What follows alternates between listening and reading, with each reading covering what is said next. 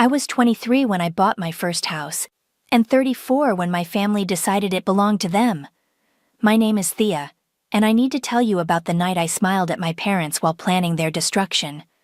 The dining room was too warm. Mom had turned the heat up again, the way she always did when Zoe visited, as if my sister might shatter in anything less than tropical conditions. I sat at the far end of the table, the seat I'd occupied since childhood. The one closest to the kitchen, closest to being useful. "More wine, sweetheart?" Dad asked. I reached for the bottle before realizing he was looking past me, at Zoe. Of course. "Oh, I shouldn't," Zoe said, giggling as she pushed her glass forward anyway. "But maybe just a splash. We're celebrating after all." Mason, her fiancé, draped his arm across the back of her chair like he was marking territory. "We have so much to be grateful for. Family is everything." I'd heard that line before, usually right before someone asked me for something. Mom emerged from the kitchen carrying her famous pot roast, the one she only made for special occasions, which meant this wasn't just Sunday dinner. My stomach tightened. "Thea, honey, help me with the plates," Mom said. I stood automatically, muscle memory from decades of being the helper, the fixer, the one who made things easier for everyone else. In the kitchen, she gripped my wrist. "I'm so proud of you," she whispered. The words should have warmed me. Instead, they felt like ice. For what? For being so understanding, so generous. She patted my hand. "Not every sister would do what you're doing." My mouth went dry. What am I doing? She blinked at me, confused. "Zoe told us you two already talked about it, about the house." I carried the plates back to the dining room on autopilot. Zoe was showing Mason something on her phone, both of them laughing. Dad was refilling his own glass now, looking pleased with himself in that way he did when he thought he'd solved a problem. "Shall we eat?" Mom announced, settling into her chair. We passed dishes in practiced silence. I watched them, really watched them, as if seeing my family for the first time. Dad's self-satisfied smile, Mom's nervous energy, Zoe's barely contained excitement, Mason's proprietary comfort. "So," Dad said, cutting into his roast, "we should discuss logistics." "Logistics," I repeated. "For the move. Zoe and Mason will need time to settle in after the wedding. We thought maybe 2 weeks. That gives you time to pack up your things, move back home." "Move back home." "Just temporarily," Mom rushed to add. "Your old room is exactly as you left it. It'll be like old times." Zoe leaned forward, her eyes bright. "Thea, I know this is a lot to ask, but Mason and I really need a fresh start. Somewhere that's ours, you know. And your house is perfect. You've already done all the hard work, the renovations, the garden, everything. We'd be crazy not to take advantage of that." "Take advantage," I said softly. "She means accept your generous gift," Dad corrected. "This is what family does. We help each other." Mason nodded enthusiastically. "And honestly, Thea, it's not like you need all that space, just you rattling around in there. We're planning to start a family right away, so we'll actually use it properly." The room tilted slightly. Or maybe that was just me, untethered from reality. "You've already decided?" I said. "Well, yes," Mom said. "Zoe mentioned you two discussed it weeks ago. We're just working out the details now." I looked at Zoe. She met my gaze with perfect innocence, a slight smile playing at her lips. The same smile she'd worn when she was 7 and broke my music box. Then told Mom I'd done it myself. "Let's toast." Dad raised his glass. "To Thea's generosity, to family, to new beginnings." They all raised their glasses. Even Mason, who'd known me for less than a year, lifted his wine toward me like I'd just handed him the keys to paradise, which apparently I had. I picked up my glass, smiled, touched it to each of theirs as they beamed at me. "To new beginnings," I said. And inside, where none of them could hear, I whispered, "This house will never be yours." Zoe showed up at my door 3 days later with paint swatches and a measuring tape. "I hope you don't mind." She breezed past me into the living room, Mason trailing behind with a tablet. "We want to start planning right away. The wedding's in 8 weeks, and we need to have everything ready." I closed the door slowly. "Of course, come in." "This wall has to go." Mason knocked on the partition between the living room and dining area. "Open concept is essential for resale value." "You're not reselling it," I said. "Well, no, but you always want to think ahead." He tapped on his tablet. "I'm in real estate development. I know what adds value." Zoe draped herself across my couch, the one I'd saved for 6 months to buy. "And these floors. They're nice, but tile is so much more practical with kids. Easier to clean." "I refinished those myself," I said. "Did you?" She didn't look up from her phone. "That's sweet. But honestly, Thea, your taste is a little dated, no offense." "None taken." Mason walked through the kitchen, opening cabinets. "We'll gut this completely. White shaker cabinets, marble countertops, maybe a farmhouse sink." I watched him inventory my space like a colonizer surveying new territory. "Sounds expensive." "Oh, Dad's helping with renovations," Zoe said. "He feels bad that you're giving up so much. Consider it his wedding gift to us." "How generous of him." "Right?" She finally looked at me. "I'm so lucky. We both are. Not everyone has a sister like you." They spent 2 hours measuring, photographing, and planning the destruction of everything I'd built. Zoe created a vision board on my coffee table, magazine cutouts of gleaming kitchens and minimalist bedrooms that looked nothing like my home. "We should leave this here," she said, arranging the images, "so you can get used to the idea. Visualization is important." After they left, I stood in my living room for a long time. Then I picked up my phone. "Ava, it's Thea. I need your help." Ava arrived within an hour, her lawyer brain already working.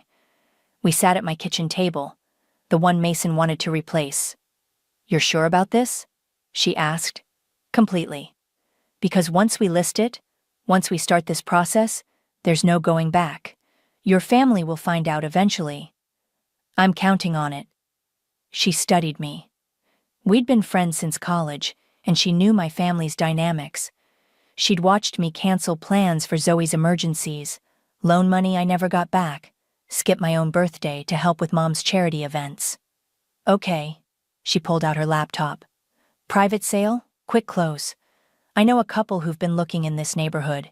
They're relocating for retirement, cash buyers. We could have this done in 2 weeks if you're serious." "I'm serious. What about your family? What's your play here?" I looked at Zoe's vision board, still spread across my coffee table. "I'm going to let them think they won. Let them plan. Let them dream. Let them feel entitled to every square inch. And then I'm going to pull the floor out from under them." Ava smiled slowly. "You've changed." "No," I said. "I've just stopped pretending." That night I couldn't sleep. I walked through my house in the dark, touching walls I'd painted, running my fingers along the banister I'd sanded and stained. Every corner held a memory of work, of saving, of building something that was mine. I ended up in the spare bedroom, my office, the room where I'd spent countless evenings working freelance jobs to afford the down payment, where I'd cried after closing day, overwhelmed that I'd actually done it. On impulse, I opened the closet. Boxes from the move, still unpacked after all these years. I pulled one down. Inside, report cards with straight A's, academic awards, a certificate for a writing contest I'd won in high school, a photo of me at my college graduation, standing alone because my family had left early to make Zoe's dance recital. Another box, my acceptance letter to a summer program in Europe. I'd never gone. Mom said they couldn't afford it, that Zoe needed braces. I found out years later they'd taken Zoe to Disneyland that same summer. I sat on the floor surrounded by evidence of a girl who'd tried so hard to be seen, to be valued, to matter. My phone buzzed. A text from Zoe. "Can't stop thinking about the house. Mason and I drove by tonight. It's going to be perfect. Love you, sis. I typed back. Can't wait to see what you do with it. Then I texted Ava. How fast can we move? Her response came immediately. Showing tomorrow at 10 a.m. I'll bring the buyers. I smiled in the darkness of my office, surrounded by ghosts of the girl I used to be. Once this starts, there's no going back, Ava had warned. Good. The buyers loved it. Quincy and Lara walked through each room with the kind of reverence I'd felt the first time I'd seen the place. They touched the crown molding gently, admired the built-in bookshelves, stood in the backyard, and talked about planting tomatoes. It's exactly what we've been looking for, Lara said, her eyes bright.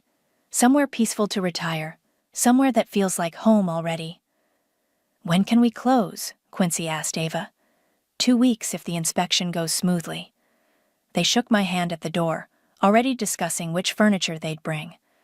I watched them drive away, then turned to Ava. They seem nice, I said. They are. They're going to take good care of it.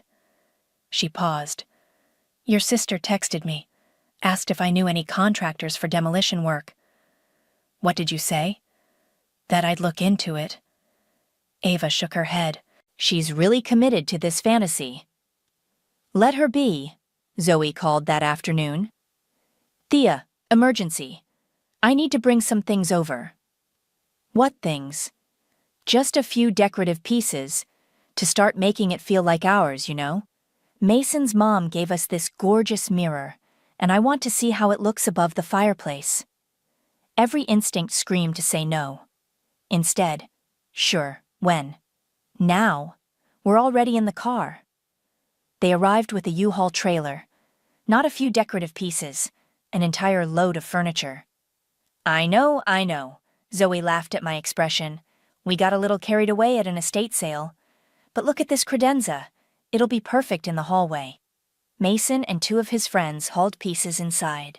I stood in my own doorway, watching strangers rearrange my life. Where do you want the dresser? One of them asked. Master bedroom, Zoe said, pointing upstairs. Actually, I started. Oh, you don't mind, do you? Zoe grabbed my arm. We'll move it all out when you pack. But I want to visualize the space. You understand. I understood perfectly. They spent 3 hours staging my house like a showroom. Zoe took photos for Instagram, captioning them, New beginnings with my amazing sister. Family is everything. Just blessed, just sister love, just new home. The comments rolled in. You're so lucky to have each other. What a generous gift. This is what family means. After they left, I walked through rooms that no longer felt like mine. Zoe's mirror above my fireplace, Mason's leather chair in my reading nook, their future planted like flags in my present. I called Ava. Move faster. I drove to my parents' house the next day. Mom answered the door in her gardening gloves. Thea, what a surprise.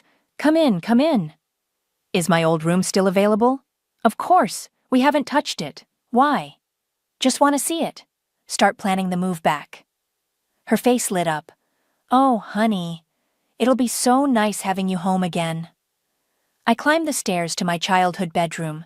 She was right, they hadn't touched it. Same twin bed with the faded purple comforter. Same desk where I'd done homework while Zoe watched TV downstairs. Same bookshelf with my high school yearbooks. I opened the desk drawer. Old notebooks, pens, a calculator. And underneath, a journal with a broken lock. I sat on the bed and opened it. And my handwriting at 16. Zoe told Mom I failed my chemistry test. I got an A.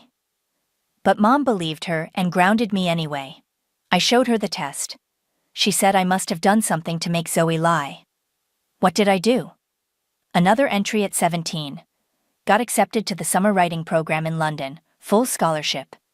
I left the letter on the kitchen table. When I came home, it was gone. Zoe said she never saw it. I called the program. They said someone called to decline my spot. They thought it was me. Page after page, years of small cruelties, casual dismissals, calculated sabotage. The last entry, written the week before I moved out for college.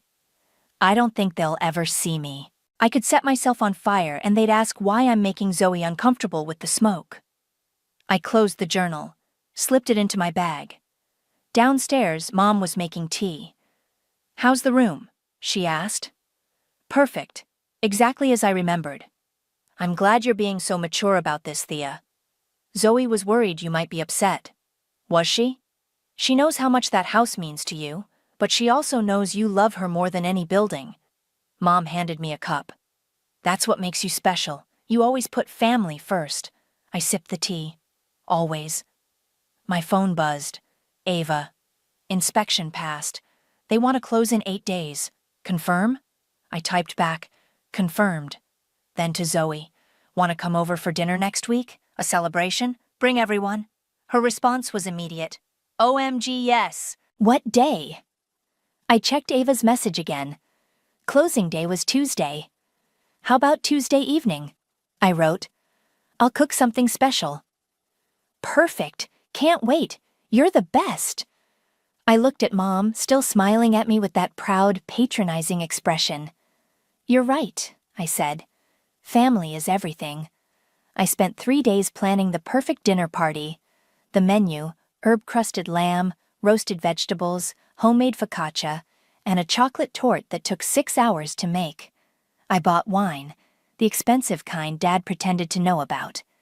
I set the table with the china I'd inherited from Grandma, the one Mom had wanted to give to Zoe, but couldn't because Grandma's will was specific. Everything had to be perfect. Tuesday morning, I signed the closing papers at Ava's office. Quincy and Lara were there, excited and grateful. We shook hands, they transferred the money. The house was theirs at 2 p.m. "When are you moving in?" I asked. "Tonight, actually," Quincy said. "We have movers coming at 6. Is that okay?" "Actually, I'm having a small dinner party. Would you mind coming by around 7:30? I'd love to introduce you to some people." They exchanged glances. "Sure," Lara said. "That's very kind." Ava walked me to my car. "You're really doing this." "I'm really doing this." "They're going to lose their minds." "I know." She hugged me. "Call me if you need backup." "I will." My family arrived at 6:30. Zoe came in like a whirlwind, Mason behind her with a bottle of champagne. "It smells amazing." Zoe kissed my cheek. "What are we celebrating exactly?" "New beginnings," I said. Mom and Dad arrived minutes later. Dad immediately went to the living room, examining Zoe's staged furniture like a proud investor reviewing assets. "You've really made this place shine, Thea," he said. "Zoe's pieces fit perfectly." "Don't they, though?" Mason popped the champagne. "Should we toast now or wait for dinner?" "Let's wait," I said. "I want to do it properly." We sat down at 7. I'd arranged the seating carefully. Dad at the head, Mom to his right, Zoe and Mason across from each other, me at the other end. Close enough to serve, far enough to observe. The lamb was perfect. They complimented every bite. "You really outdid yourself," Mom said. "You should cook like this more often." "I don't usually have reason to celebrate," I said. Zoe raised her glass. "Well, we have plenty of reasons now. Mason and I were talking. We want to have the wedding reception here, in the backyard. Wouldn't that be perfect?" "The backyard," I repeated. "It's big enough for maybe 50 people. We could string lights, set up tables. It would be so intimate and special." She grabbed Mason's hand. "Our first party in our new home." "That's a beautiful idea," Mom said. Dad nodded. "Very appropriate. Christening the house with family." Mason stood up.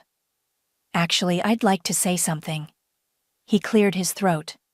"Thea, I know we haven't known each other long, but what you're doing for us, for Zoe, it's incredible. Not many people would be this selfless." "Selfless," I said. "It takes a special person to put family above personal attachment. You're showing us what real love looks like." He raised his glass. "To Thea, the best sister-in-law a guy could ask for." They all raised their glasses. Even Zoe had tears in her eyes. "Speech," Dad called out. I stood slowly, picked up my glass, looked at each of them. "I want to thank you all for coming tonight," I said, "for being here to celebrate this moment with me. This house has meant everything to me.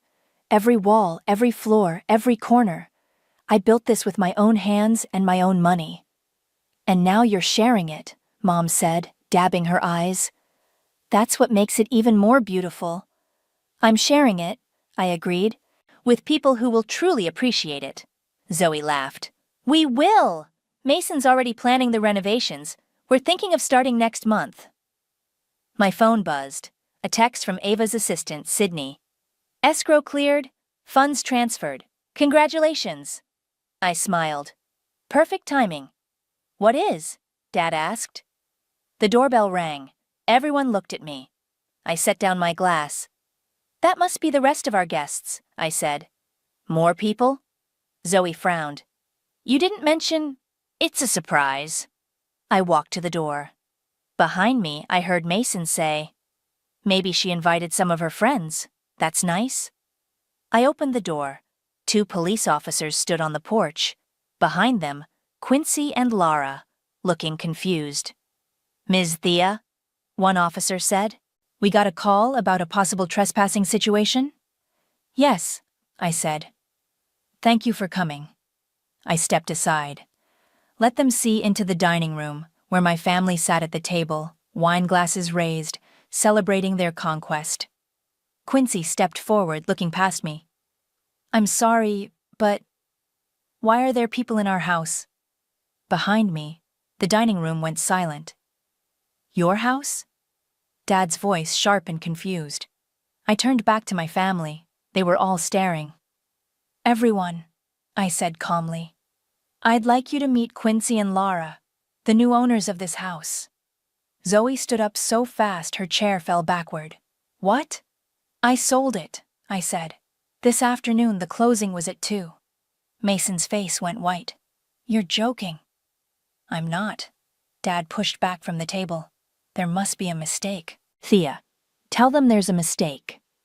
I looked at him, at all of them, at their shocked faces and open mouths, and the dawning realization that they'd been played. "No mistake," I said. "I sold my house. To them, and you're all trespassing." Let me back up. Tell you about the morning before the dinner. I'd woken up at 5 a.m. in my house for the last time as its owner. Walked through each room in the pre-dawn darkness, saying goodbye to the only place that had ever truly been mine. The movers had come at 7. Not for furniture. I'd already moved most of my things to a short-term rental across town over the past week, piece by piece, while my family thought I was decluttering to make room for Zoe. They'd even complimented me on being so thoughtful. What I moved that morning were the things that mattered. Photo albums, my grandmother's recipe box, the quilt she'd made me, books I'd collected since childhood, my laptop with 10 years of writing, the coffee maker I'd bought with my first real paycheck.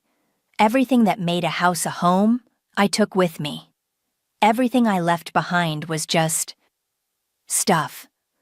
The furniture Zoe had already claimed, the dishes that didn't matter, the decorative pieces that were never really my style anyway.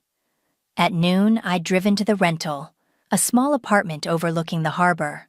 1 bedroom, tiny kitchen, but the windows faced east, and the morning light was golden. The landlord had looked at me strangely when I'd paid 6 months up front in cash. "You sure about short term?" she'd asked. "Most people want a year lease." "I'm sure. I'm figuring some things out." After unpacking the essentials, I'd gone back to the house one final time. Not for belongings, for closure. I'd stood in the attic, in the space I'd converted into storage. Behind a false panel I'd installed myself, I'd placed a small lockbox. Inside, copies of every document related to the house, the original deed, mortgage papers, renovation receipts, and a letter, addressed to no one, explaining why I'd done what I was about to do. I didn't know if anyone would ever find it. Maybe Quincy and Lara would discover it during their own renovations. Maybe it would stay hidden forever. It didn't matter. I'd written it for me. Then I'd gone downstairs and started cooking.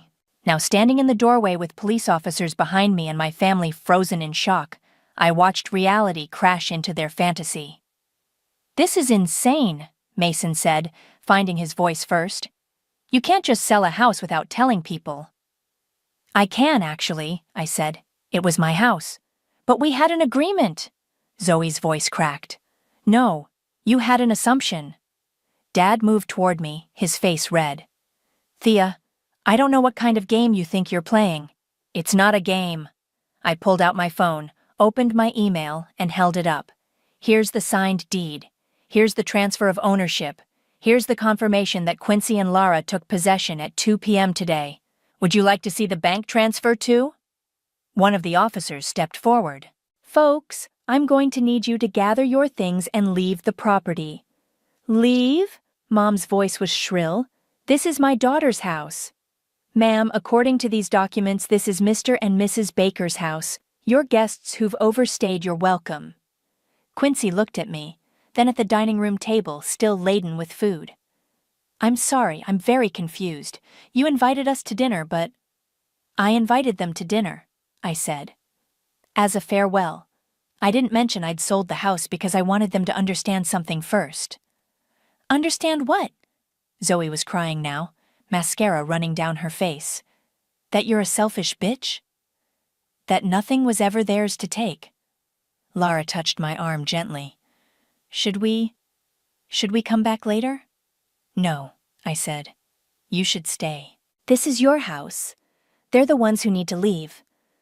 Dad pulled out his phone. "I'm calling our lawyer. This is fraud, coercion, something." "Call whoever you want," I said. "I have a real estate attorney on speed dial who'd be happy to explain property law to you." As if summoned, Ava's car pulled up outside. She must have been waiting nearby. She walked up the path in her suit, briefcase in hand, looking every inch the lawyer she was. "Evening, officers," she said. "I'm Ava Wilson, Ms. Thea's attorney. I have all the relevant documentation if you need to verify anything." The second officer nodded. "That would be helpful, ma'am." Ava opened her briefcase on the porch, spreading out papers. The officers examined them while my family stood in the dining room like actors who'd forgotten their lines. "Everything appears to be in order," the first officer said. "This is a civil matter at this point. Folks, you need to vacate the premises." "Our furniture is here," Mason gestured wildly at the living room. "Our stuff." "You can arrange a time to collect it," Ava said smoothly. "With the new owner's permission, of course." Quincy and Lara stood together, holding hands, looking overwhelmed. "We don't want any trouble," Quincy said. "But this is our home now." Mom turned to me, her face crumpling. "How could you do this to your sister?" I met her eyes. "How could you ask me to give up everything I built and call it love?" Zoe lunged at me. Mason caught her around the waist, but not before she'd grabbed my arm hard enough to leave marks. "You planned this!" she screamed. "You let us believe. You let us move our furniture. You smiled and nodded and—" "Ma'am, step back." The officer moved between us. "Now." Mason pulled her away. She was sobbing, her whole body shaking. "I don't understand," Mom kept saying. "I don't understand. Thea, we're your family." "Exactly," I said. Dad's face had gone from red to purple. "You will fix this. Right now. You will call whoever you need to call and reverse this sale." "I can't do that." "You can and you will." "Mr. Crawford," Ava stepped forward. "Your daughter executed a legal sale of her private property. There's nothing to fix. The transaction is complete." "I'll sue you," he said to her. "I'll sue both of you for what?" Ava's voice was calm. "For a homeowner selling her own home? Good luck with that." Mason had his phone out, frantically typing. "I'm texting my dad. He's a lawyer. He'll know what to do." "Your dad's a patent attorney," Ava said. "This is real estate law, but please, have him call me." She handed him her card. "I'd be happy to explain why your case has no merit." Zoe had sunk onto the couch, the one she'd claimed weeks ago. She looked up at me with red, swollen eyes. "I'm your sister," she whispered. "I know. We're supposed to take care of each other. Are we?" I moved closer, crouched down so we were eye level. "When have you ever taken care of me, Zoe?" That's not fair. When I got accepted to that summer program in London, what happened to my acceptance letter?" Her face went blank. "The one that disappeared from the kitchen table. The program called me, said someone had declined my spot. They thought it was me." I watched her carefully. "But it wasn't, was it?" "I don't know what you're talking about." "You were 15, I was 17. You told Mom you needed to go to that dance intensive in California. It cost $3,000, the same amount as my program." I stood up. "Mom said we could only afford one, but my program was free, full scholarship, so where did my letter go?" Mom made a small sound. "Zoe, you didn't—" "It was years ago," Zoe shouted. "I was a kid." "You're really going to hold that against me forever?" "That's just one example," I said quietly. "Should I list more? The scholarship essay you deleted from my computer? The job interview you forgot to tell me about? The boyfriend you slept with because you wanted to prove you could?" "Thea," Dad's voice held a warning. "No." I turned to him. "You don't get to silence me anymore. Not here. Not in the house I bought with money I earned while you were funding Zoe's lifestyle." "We helped you too," Mom said weakly. "You gave me $100 for my college graduation. You gave Zoe a car for her high school graduation. Zoe needed. Zoe wanted. Zoe deserved." I laughed, and it sounded harsh even to my own ears. What about what I needed, what I wanted, what I deserved? The officers were watching this unfold with uncomfortable expressions. Quincy and Lara stood by the door, witnesses to a family implosion. "You're being dramatic," Dad said. "We've always treated you fairly. You asked me to give up my house, the house I saved for, the house I bought myself, the house I've lived in for 11 years. I looked at each of them. And you expected me to say yes because you never taught me I could say no." Mason's phone rang. He answered it, walked into the kitchen. I could hear him talking rapidly to someone, probably his father. Ava touched my shoulder. "The officers need to clear the property."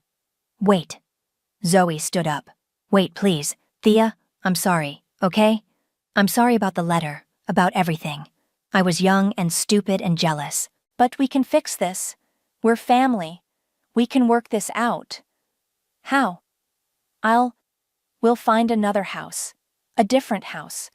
Just please, don't do this. Don't cut us off like this."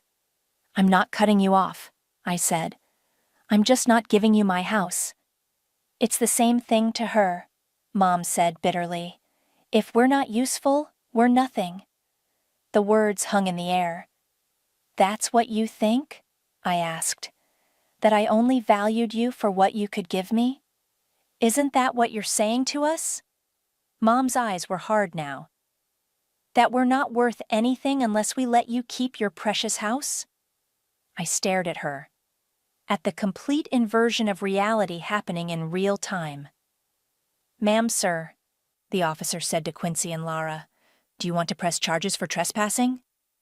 They looked at me, at my family, at the dinner table still set with food going cold. "No," Quincy said. "No charges. We just want them to leave." "You heard them," the officer said. "Time to go." Mason came back from the kitchen, his face pale. "My dad says we have no legal recourse. The house was hers to sell." "Then your dad's an idiot," Dad snapped. "Sir, I'm going to ask you one more time to leave peacefully," the officer said. "Or we can do this the hard way." "The hard way?" Dad turned on him. "You're going to arrest me for having dinner with my daughter?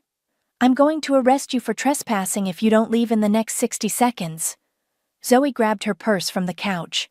"This isn't over, Thea. You hear me? This isn't over." "Yes, it is. You're going to regret this. When you're old and alone and you have no one, You're going to remember this moment and realize what you threw away. I'm throwing away people who never valued me, I said. That's not a loss. Mom started gathering her coat. Her hands were shaking. I raised you better than this. No, I said. You raised me to be convenient. There's a difference. We gave you everything. You gave Zoe everything. You gave me expectations. Mason was pulling Zoe toward the door. She was still crying, still looking back at me like I was a stranger. You're heartless, she said. You're actually heartless. Maybe, I said. Or maybe I just ran out of heart to give to people who kept taking pieces without asking. Dad stopped in front of me. Up close I could see how old he'd gotten. Gray hair, lines around his eyes, the slight tremor in his hands he tried to hide.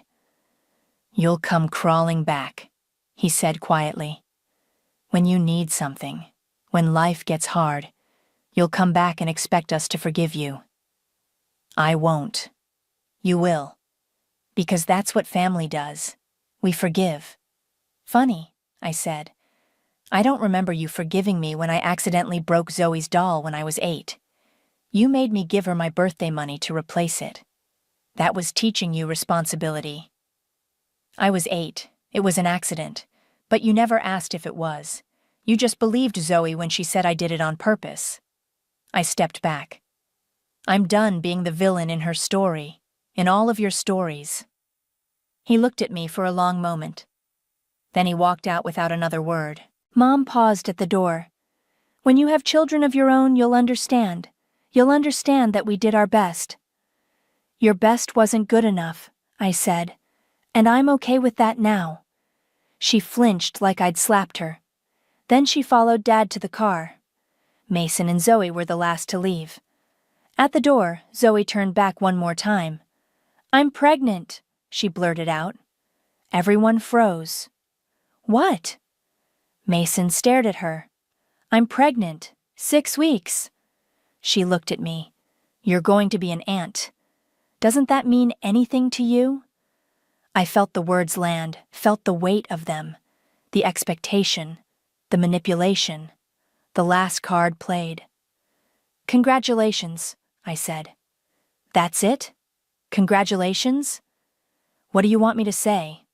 I want you to care. I want you to realize that you're destroying this family right when we're about to grow. Her voice rose. This baby deserves to grow up in a nice house, with family around, Then you should start building that, I said. Build your own house, your own life, your own family, without taking mine. We're your family. No, I said. You're people I'm related to. There's a difference. Mason pulled her away. Come on, Zoe, this is done. It's not done. She was screaming now. You can't do this. You can't just... The officer stepped forward. Ma'am, you need to leave now.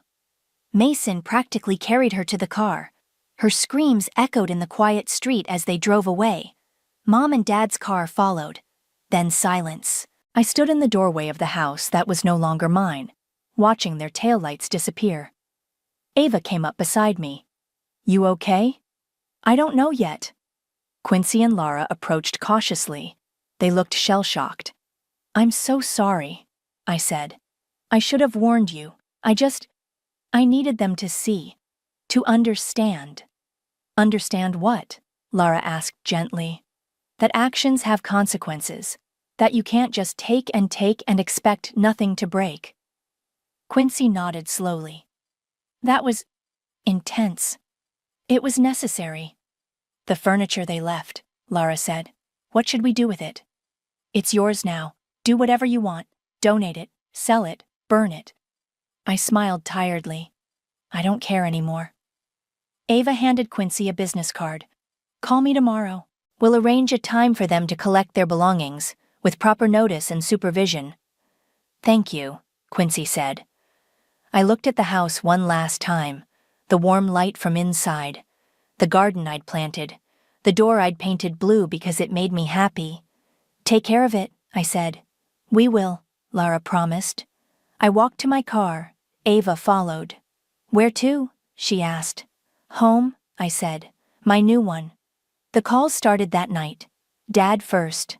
I let it go to voicemail. Thea, pick up. We need to talk about this like adults. Then Mom. Please, honey. Let's not let this ruin our family. Then Zoe. I hate you. I hope you know that. I hope you die alone. Then Mason. You're going to pay for this, one way or another. I blocked all their numbers and went to sleep. The apartment was quiet when I woke up. No family dropping by unannounced, no texts demanding my time, no guilt sitting on my chest like a weight. Just silence. And coffee. And the sunrise over the harbor. Ava came by around noon with takeout and updates. Zoe's Instagram is gone, she said, unpacking Thai food on my tiny kitchen counter. Completely deleted. What happened? Apparently she'd been documenting the whole "my sister's giving me her house" thing. Had a sponsorship deal with some home decor company. When the truth came out, someone must have talked. The company dropped her. She deleted everything. Huh. Also, Mason's parents pulled their funding for the wedding. I looked up. How do you know that? Mason's dad called me. Wanted to know if there was any way to sue you. I told him no. He said, and I quote, "Then my son can pay for his own damn wedding to that spoiled brat." Ava grinned. I think he was more upset about the furniture situation than anything. The furniture they moved into my house without permission? That furniture, yes. I ate my pad thai slowly. I should feel bad. Do you? No. Good. We ate in comfortable silence for a while. Through the window, I could see sailboats on the water, a completely different view from my old house. Smaller, simpler, mine. Your mom called my office, Ava said. Left a message saying you're having a mental breakdown and need intervention. Of course she did. I told my assistant to delete it. She paused. They're going to keep trying, you know. This won't be the end. I know. Are you ready for that? I thought about the journal I'd found in my childhood bedroom. All those years of trying to be enough, to be seen, to matter. All those years of shrinking myself to make room for Zoe's shine. I'm ready, I said. 3 days went by. Then a week. The call stopped. The silence stretched. I started writing again. Not for work, but for me. Stories I'd been too tired to tell. Thoughts I'd been too afraid to voice. Ava visited regularly. We'd sit on my tiny balcony and watch the sunset. Sometimes we talked, sometimes we didn't. Quincy and Lara sent you something, she said one evening, handing me an envelope. Inside was a card with a photo of my old house. They'd planted new flowers in the garden. The blue door was freshly painted. The note read, "Thank you for trusting us with your home. We're taking good care of it. And thank you for the lockbox in the attic. Your letter was beautiful. You deserved better. Q and L." My eyes stung. I hadn't cried through any of this, but now, seeing my house loved by people who actually appreciated it. They found the letter, I said. What did it say? The truth. About why I had to let it go. About how sometimes the things we build to prove our worth become prisons when the wrong people hold the keys. Ava squeezed my hand. The knock came on a Tuesday morning. I almost didn't answer. But something made me look through the peephole. Zoe stood in the hallway, alone. No Mason, no parents. Just her, looking smaller than I'd ever seen her. I opened the door but didn't invite her in. "Hi," she said. "Hi. Can we talk?" "Depends. Are you here to apologize or to manipulate?" She flinched. "I deserve that. You deserve a lot more than that."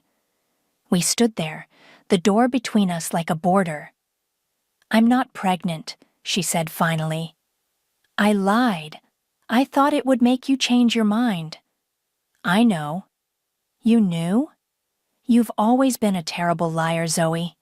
You touch your ear when you're lying. You've done it since you were 6. She touched her ear now, then dropped her hand quickly. Almost smiled. Almost. Mason left me, she said. His parents hate me. Mom and Dad are barely speaking to me because I ruined everything. And I have nowhere to live because I gave up my apartment thinking I'd have your house. That sounds hard. Is that all you're going to say? What do you want me to say? I don't know. That you'll help me? That you forgive me? That we can fix this? I looked at my sister. Really looked at her. Saw the girl who'd stolen my letters and my boyfriends and my chances. Saw the woman who'd expected my house like it was her birthright. But I also saw someone who'd never been taught that actions have consequences. Someone who'd been given everything and learned nothing. I hope you figure it out, I said. I hope you build something of your own. I hope you learn what it means to earn instead of take. That's it? That's it. You're really not going to help me. I'm really not. She stared at me, then nodded slowly. You've changed. No, I said. I've just stopped pretending. She turned to leave, then stopped. For what it's worth, I am sorry. About the letter, about London, about all of it. Okay. You don't forgive me. Not yet. Maybe not ever. But I hope you forgive yourself someday, and I hope you do better. She walked away without looking back. I closed the door. Ava came over that evening with wine and questions. Zoe showed up, I told her. And? And nothing, she apologized. She left, that's it. How do you feel? I looked around my small apartment, at the life I was building from scratch, at the space that was truly, completely mine. Free, I said. Ava raised her glass. To freedom. To freedom. We drank as the sun set over the harbor, painting everything gold. They'll expect an apology eventually, Ava said. Your parents. They'll want you to admit you were wrong. I smiled. They'll be waiting a long time. Good. I thought about karma, about revenge, about the careful way I'd orchestrated that dinner party, timing everything perfectly so my family would feel exactly what I'd felt for years. Powerless, dismissed, erased. But revenge wasn't what freed me. Letting go was. You know what's funny? I said. I thought selling the house was about punishing them. But it wasn't. It was about saving myself. From what? From becoming the kind of person who gives everything away and calls it love. Ava nodded. That's not love. That's just slow disappearing. Exactly. We sat in comfortable silence as the sky darkened. Somewhere across town, my family was dealing with consequences. Somewhere nearby, Quincy and Lara were making dinner in my old kitchen, and here, in this small apartment with cheap furniture and $1 million view, I was finally home. Karma only needed me to stop carrying their sins, I said quietly. Ava looked at me. What? I smiled. Turns out, revenge just dressed it up for dinner.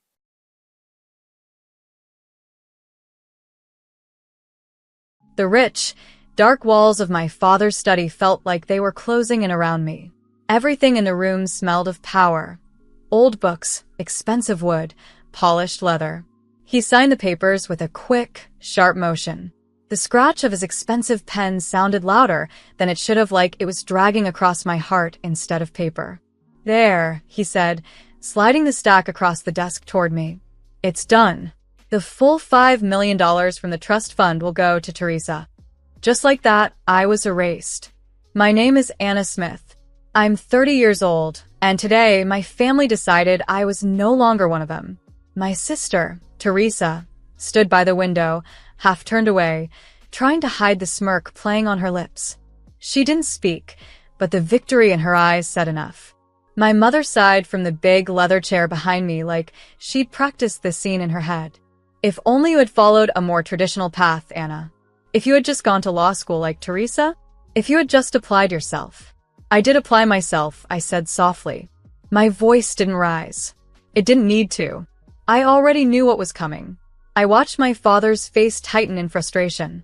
Playing around with computers in your little apartment isn't applying yourself, he snapped, standing up so fast his chair scraped back. Your sister is a partner at Williams and Edwards at 33. And you? You build websites for cafes and dog groomers. You live in a shoebox in the city. That's not a future. That's a hobby. I could have stopped him right there. I could have told him about the company I'd built from scratch. The financial tech platform quietly gaining attention in Silicon Valley. The platform used smart algorithms to help small investors make smarter decisions, something no one else was doing quite like us. I could have told him about the meeting I had next week, actually tomorrow now, with investors ready to write checks in the tens of millions. The fact that we just closed our Series A and were already being valued at $450 million. But I didn't. I knew it wouldn't matter. My parents only saw success if it came in a tailored suit and a corner office. At the end of your name. You're right, I said calmly, standing. I'm not what you wanted me to be. Teresa deserves the money. Teresa flinched. Just a little. For a split second, I saw a flash of the sister I used to know, the one who used to sneak into my room with cookies when I had nightmares. The one who helped me cheat on math homework and told me I was smarter than anyone gave me credit for. Anna, she started, but I held up a hand. It's okay, Teresa. Really? Congratulations on making a partner. You earned it. As I turned toward the door, my mother called after me. Won't you at least join us for dinner? Your father made reservations at Le Bernardin to celebrate. I paused at the doorway, taking one last look around the study. Every inch of the walls was covered in framed law degrees, awards, and courtroom photos. All belonged to my parents and Teresa. Not one picture of me. Not one token of my achievements. It was like I had never existed. I have a meeting, I said, but enjoy the dinner. The car ride back to the city was quiet. Just the hum of the engine and the sound of my thoughts. Strangely, I didn't feel angry. I didn't even feel sad. The money wasn't what I was losing. I had plenty of that now, more than I knew what to do with. What hurt was the message that even after everything I'd built, it still wasn't enough for them. When I got back to my apartment, my phone buzzed. Sophia, CTO, the VC meeting has been moved to tomorrow morning. Are you ready? I stared at the screen for a second, then smiled. Me, more than ready. Let's change the game. Because while my family might have written me off, the world hadn't seen the last of me. Not even close. When I finally got back to my apartment, the small, cramped place my father used to mock, I kicked off my heels and headed straight to my little home office. On the wall, large screens were glowing softly, filled with real-time data from our latest test of the UI system. Numbers scrolled quickly across the displays, each one a sign of another successful prediction. Every update was proof that what we had built was working. The computer games my father used to laugh at had turned into something real, something powerful. We had created aita, adaptive trading heuristics and neural analytics, a system that could forecast stock market movements with a level of accuracy no human trader could ever match. It processed millions of data points in seconds, spotting trends and patterns hidden deep in the noise. Then my phone buzzed. It was a message from my sister, Teresa. Sorry about Dad. You know how he is. The trust fund doesn't matter anyway, right? You're doing fine with your computer stuff. Even her attempt at being supportive felt like another subtle jab. Computer stuff. Like it wasn't serious. Like it wasn't changing the entire financial world. I stared at her message for a moment before replying simply, Thanks, Teresa. Enjoy your dinner. I turned my attention back to the pitch deck for tomorrow's meeting with potential investors. The results from our beta testing were incredible. ATNA had outperformed traditional trading algorithms by 40%. Word was already spreading. Some of the biggest banks were quietly reaching out to us, trying to secure early access. Just then, a soft chime echoed through the room. A video call from Sophia. Her face appeared on one of the screens, but she didn't look like her usual upbeat self. Hey, she said. How'd it go with the family? I sighed and ran my fingers through my hair. As expected, Dad signed the trust fund over to Teresa. They're probably celebrating at Le Bernardin right now. Sophia shook her head. Their loss. Are you ready to show those VCs what real success looks like tomorrow? I nodded, pulling up another screen filled with fresh test results. Actually, I've been thinking, what if we don't take the VC money? Sophia blinked. Wait, what? Anna, this is a $21 million investment we're talking about. At a $450 million valuation. That's the problem, I said, sitting up straighter. That's small thinking. Look at these results. We're ahead of the curve. We could go public in a year. If we take their money now, we give up control. But if we wait, we can build something massive. On our terms. Sophia went silent, absorbing it all. Then slowly, a grin spread across her face. You don't want a company. You want an empire. I smiled back. Not just an empire. I want to build something even my father can't ignore. Something that makes the entire financial world take notice. Sophia laughed. You know he's a corporate lawyer, right? If this tech is that groundbreaking, wouldn't he have heard about it already? I shook my head. Sophia, the man still uses a BlackBerry. He thinks coding is what you learn in a weekend class at a community center. He's never even asked what I actually do. And now, it's too late. Well, she said firmly, his loss. So what's the plan? Cancel tomorrow's pitch. No, I said, an idea sparking. We go.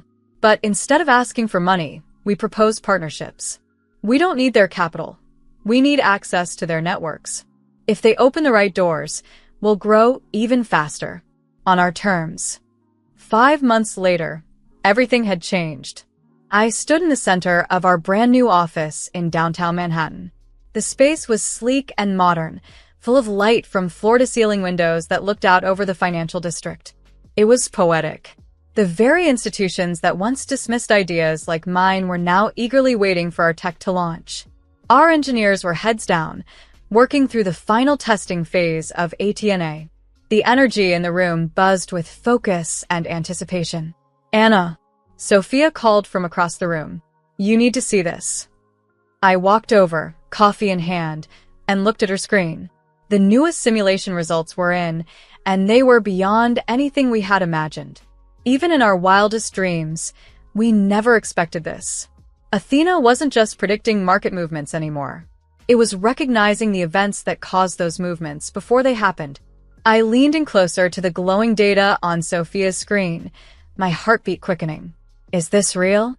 I asked, squinting to double-check the numbers.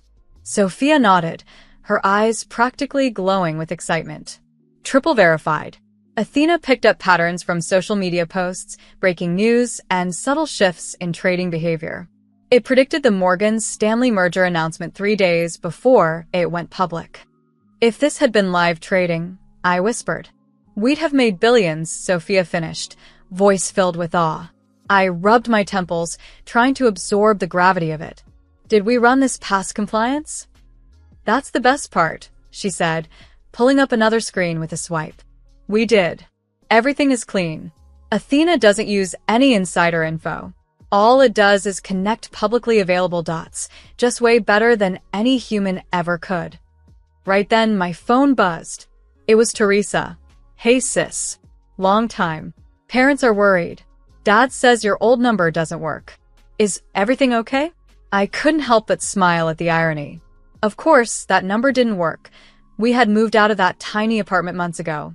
We now operated out of a brand new $55 million office tower, just 6 blocks from Wall Street. But in my family's minds, I was still playing with computers in a shoebox apartment. I'm fine. Just busy with work, I replied. Another buzz. This time it was from Jonathan, our head of legal. SEC meeting confirmed for next week. They're interested in your compliance framework. Interested was an understatement. The moment whispers started about our AI-powered trading system, the SEC had reached out, practically begging for a meeting. They wanted to understand Athena before it made waves in the financial world, and honestly, that was a smart move. Just then, Miss Smith, our receptionist, buzzed through the intercom. Anna, there's a Mr. Williams here to see you. Says he's from Williams and Edwards. My heart jumped. Williams and Edwards. That was Teresa's law firm, one of the biggest corporate firms in New York. Send him in, I said, straightening my blazer and mentally preparing myself. Mason Williams himself stepped through the door. Senior partner. polished. Silver hair, sharp suit. The kind of man my father would trust instantly. The kind of man who usually ignored people like me. "Miss Smith," he greeted me with a handshake. "Thank you for making the time. I hope you'll forgive the surprise visit." "Of course," I said, gesturing to the chair across from me. "Though I'm curious, how did you even hear about Athena?" He smiled, all charm and poise. "Let's just say our clients in the financial world are very curious about your work. They asked us to explore possible partnerships." "Does my sister know you're here?" I asked with a raised eyebrow. His smile froze just for a second. "Teresa?" "No, this is a confidential visit. Though I must admit, I was surprised to learn you're her sister.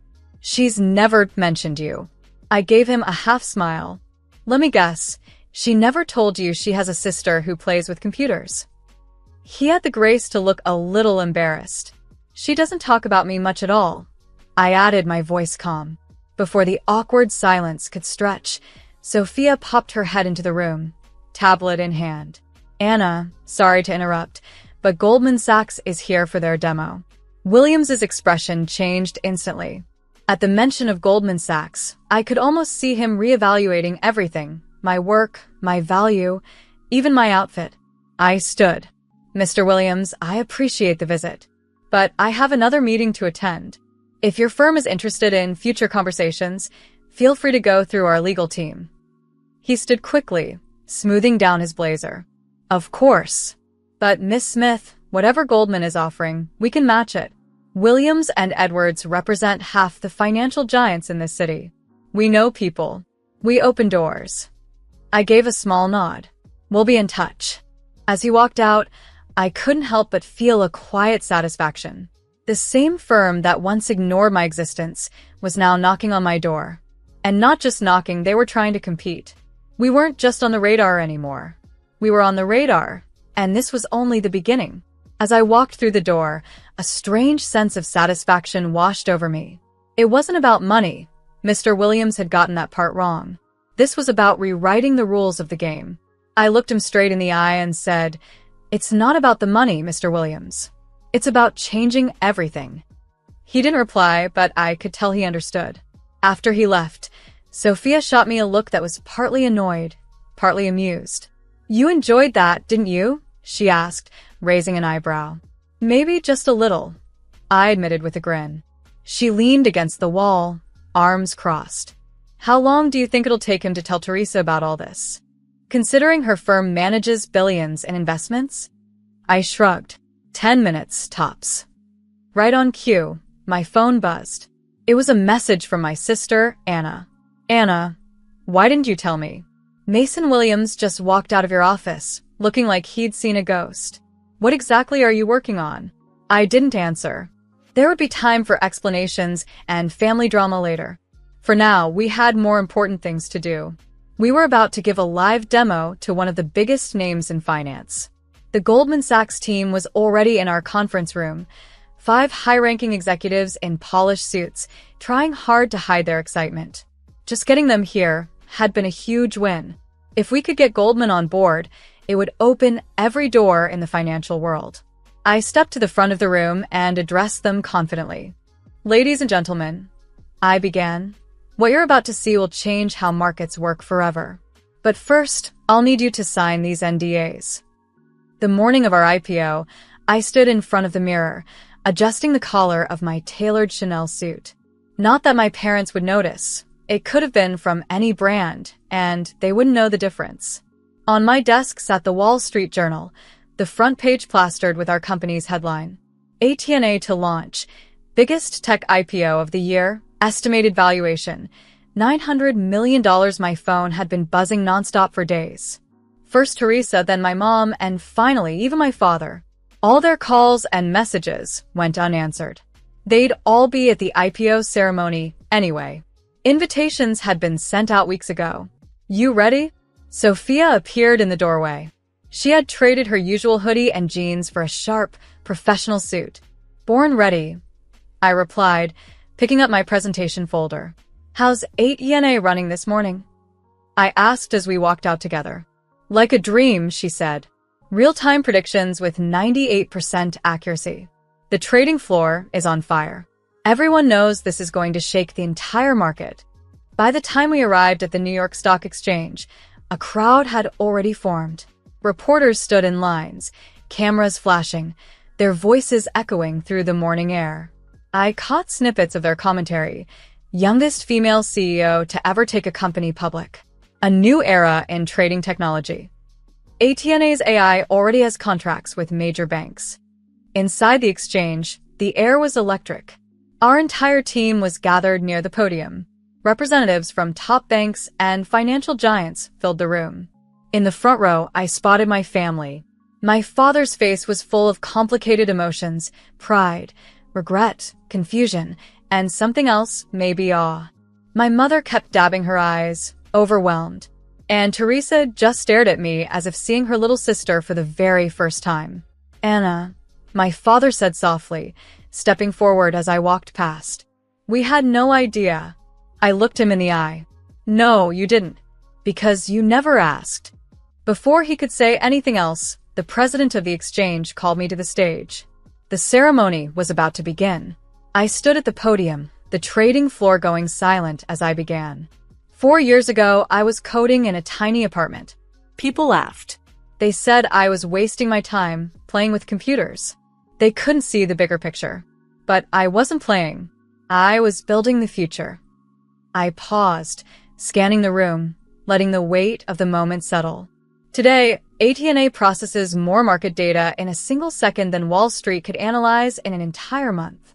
We've created something that doesn't just react to the market, it understands it. I looked down at my family. My father's eyes were locked on mine. I saw it now, he finally saw me. And this, I finished, is only the beginning. She could predict market movements with almost perfect accuracy, and she did it all while staying within the law and the highest ethical standards. But what truly made her special wasn't just the technology. It was what she represented. The power of believing in your vision, even when no one else does. The IPO ceremony followed tradition, speeches, applause, handshakes, and finally, the ringing of the bell. But the real magic happened when our stock price lit up on the big board. The room held its breath. Then the numbers soared. We had shattered our projected opening. Cheers erupted across the trading floor. People hugged, high-fived, and even cried.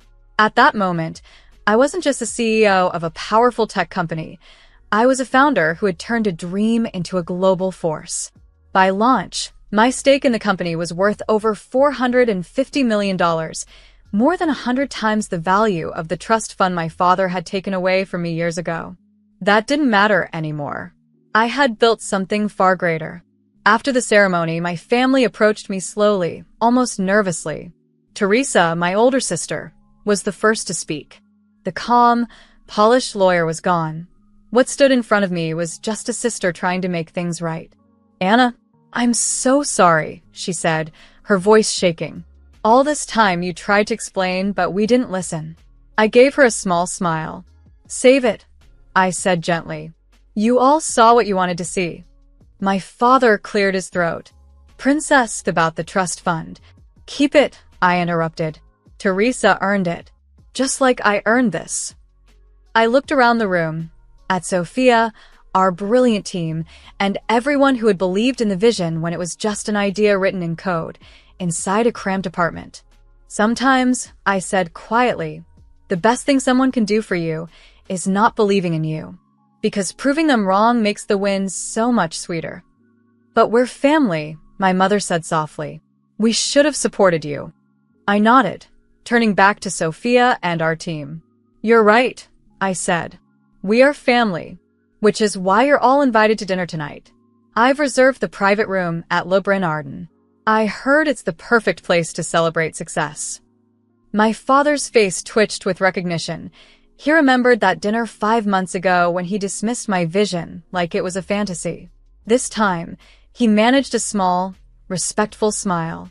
"We'd be honored," he said. That evening, as expensive wine flowed and laughter filled the room, I looked around the table and thought about how far we'd come. Every night spent writing code, while they thought I was just playing with computers. Every meeting they brushed off. Every little win that added up to this moment. My phone buzzed under the table. It was a message from Sophia. Sophia, stock closed at double our projected value. You're officially a billionaire. I looked across the room at my father, who was trying, awkwardly but proudly, to explain to his country club friends how his disappointing daughter had just built an empire right under his nose. And that's when I realized something important. Success isn't about proving other people wrong. It's about proving yourself right. Teresa pulled me aside, her tone different now. Humble, sincere. Anna, she said, I need to tell you something. After Mason Williams left your office that day, I started digging. I looked into everything I could find about ATA. I even started buying stock in every company that partnered with your tech. You believed in me? I asked, raising an eyebrow. I did, she said.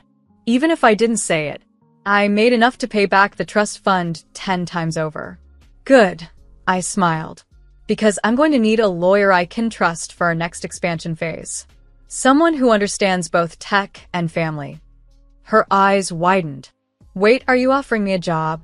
I'm offering you a chance to be part of something bigger than both of us, I said. So what do you say, sis? Ready to play with computers? The next morning, I walked into the newly renamed 8EGNA Tower.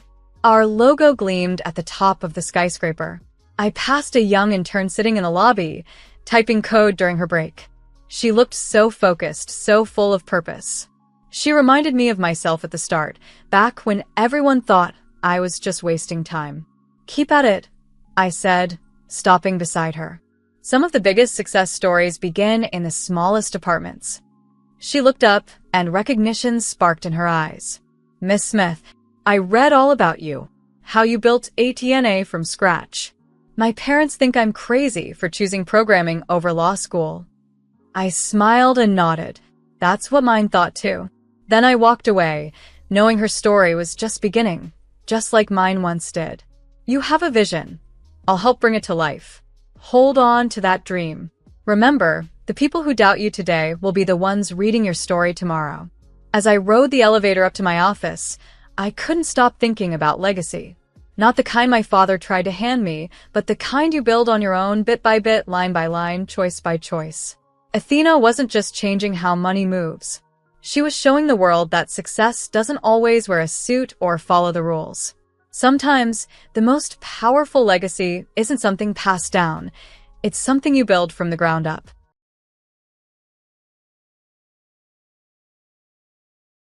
Success tastes like expensive champagne and bitter almonds. I watch my sister Olivia raise her crystal flute, basking in the adoration of our family gathered around the mahogany dining table. The candlelight catches her perfect smile, the one she's practiced since childhood. To Olivia, our mother Linda announces, her voice trembling with pride. Accepted into Harvard Law with a full scholarship. We always knew you were destined for greatness. I take a measured sip from my own glass, letting the bubbles burn my throat. My acceptance letter from Columbia's finance program sits crumpled in my desk drawer upstairs, unopened for 3 weeks. Not that anyone asked. Thank you, everyone, Olivia says, dabbing at non-existent tears. I couldn't have done it without your support. Our father Mark beams, his hand resting on Olivia's shoulder. That's what family is for, sweetheart. We invest in excellence. The word invest makes my stomach clench. Yesterday, they refused my request for help with tuition. We just can't stretch ourselves that thin right now, Mom had said, not meeting my eyes. The same day, I watched Dad write a check for Olivia's new MacBook. I'm Samantha, though sometimes I wonder if my parents remember that. 24 years of being the shadow to Olivia's spotlight does things to a person. Makes them harder, colder, more determined. Sam, Olivia calls out, her voice dripping honey. You're awfully quiet tonight. Aren't you happy for your big sister? I force my lips into what I hope passes for a smile. Ecstatic. Grandmother Martha catches my eye from across the table. She sees right through me, always has. Her slight nod tells me we'll talk later. She and Grandpa George are the only ones who've ever really seen me. Daniel and I are thinking about moving in together after graduation, Olivia announces, and the table erupts in fresh excitement. Her boyfriend squeezes her hand, looking every bit the successful young lawyer in his tailored suit. That's wonderful news. Mom clasps her hands together. Daniel, you're such a perfect match for our Olivia. I push my chair back abruptly, the legs scraping against hardwood. Excuse me, I mutter. Bathroom. Instead of heading upstairs, I slip out onto the back porch. The night air is thick with summer heat and the sound of cicadas. I pull out my phone, checking the email from Emma again. My college roommate's recommendation could land me an interview at Horizon Investments. A real shot at making it on my own. You're not fooling anyone with that bathroom excuse. Grandpa George's voice startles me. He closes the door behind him, joining me at the railing. Your grandmother and I have been talking. I turn to face him, trying to keep my voice steady. About what? About that acceptance letter you've been hiding? He pulls an envelope from his jacket pocket. A check. We may not have Harvard money, but we have enough to get you started. My vision blurs. Grandpa, I can't. You can and you will. His weathered hand covers mine. Some people bloom early, like your sister. Others take their time, growing stronger roots first.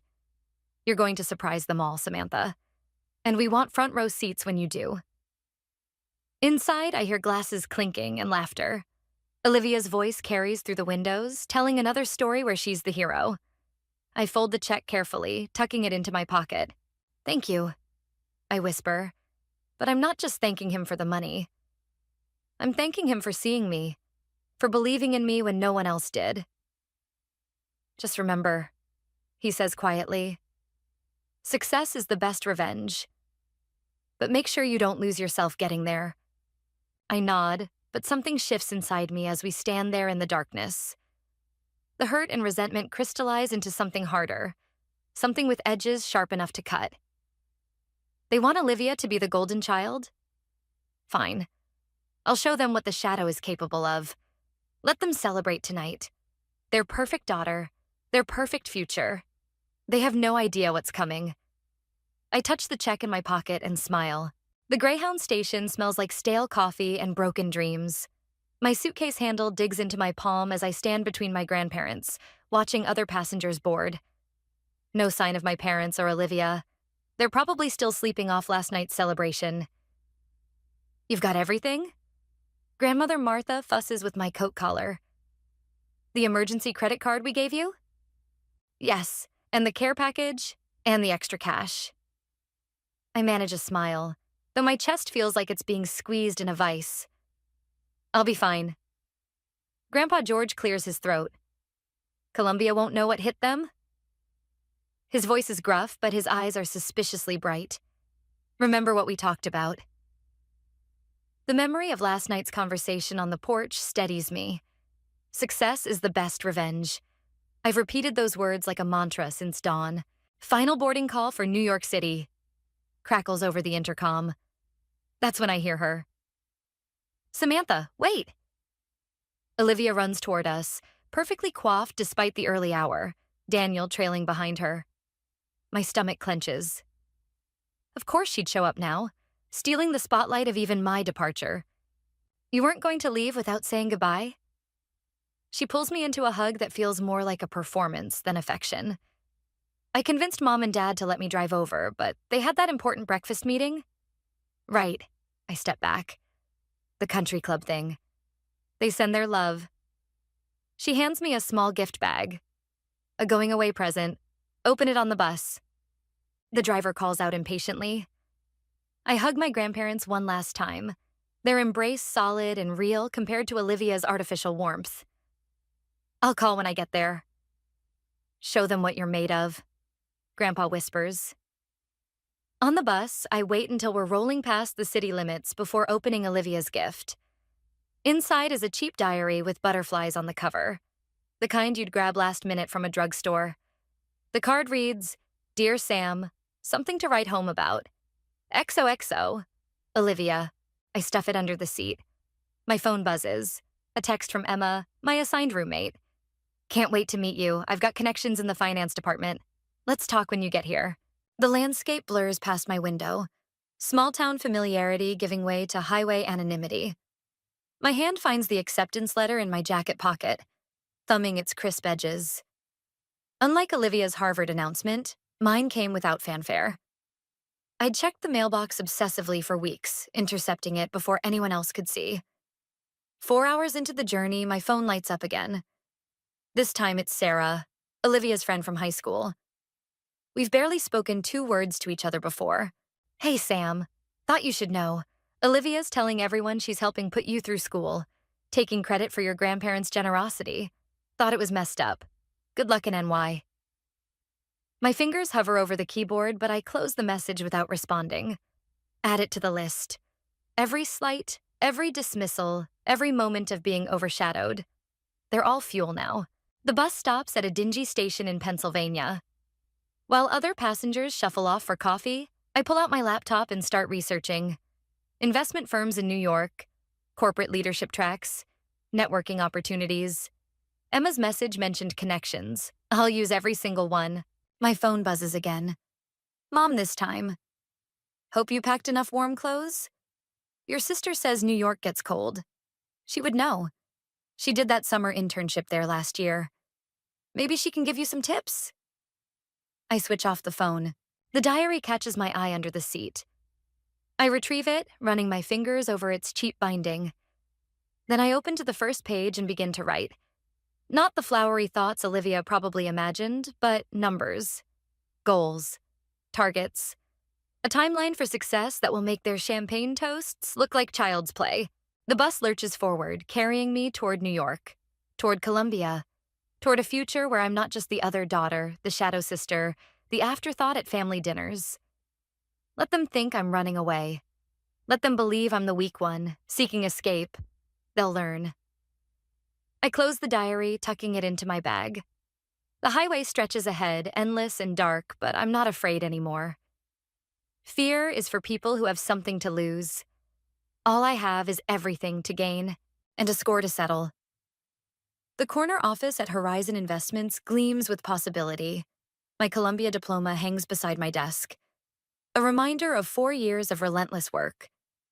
Emma's recommendation got me through the door, but my performance made them create this position specifically for me.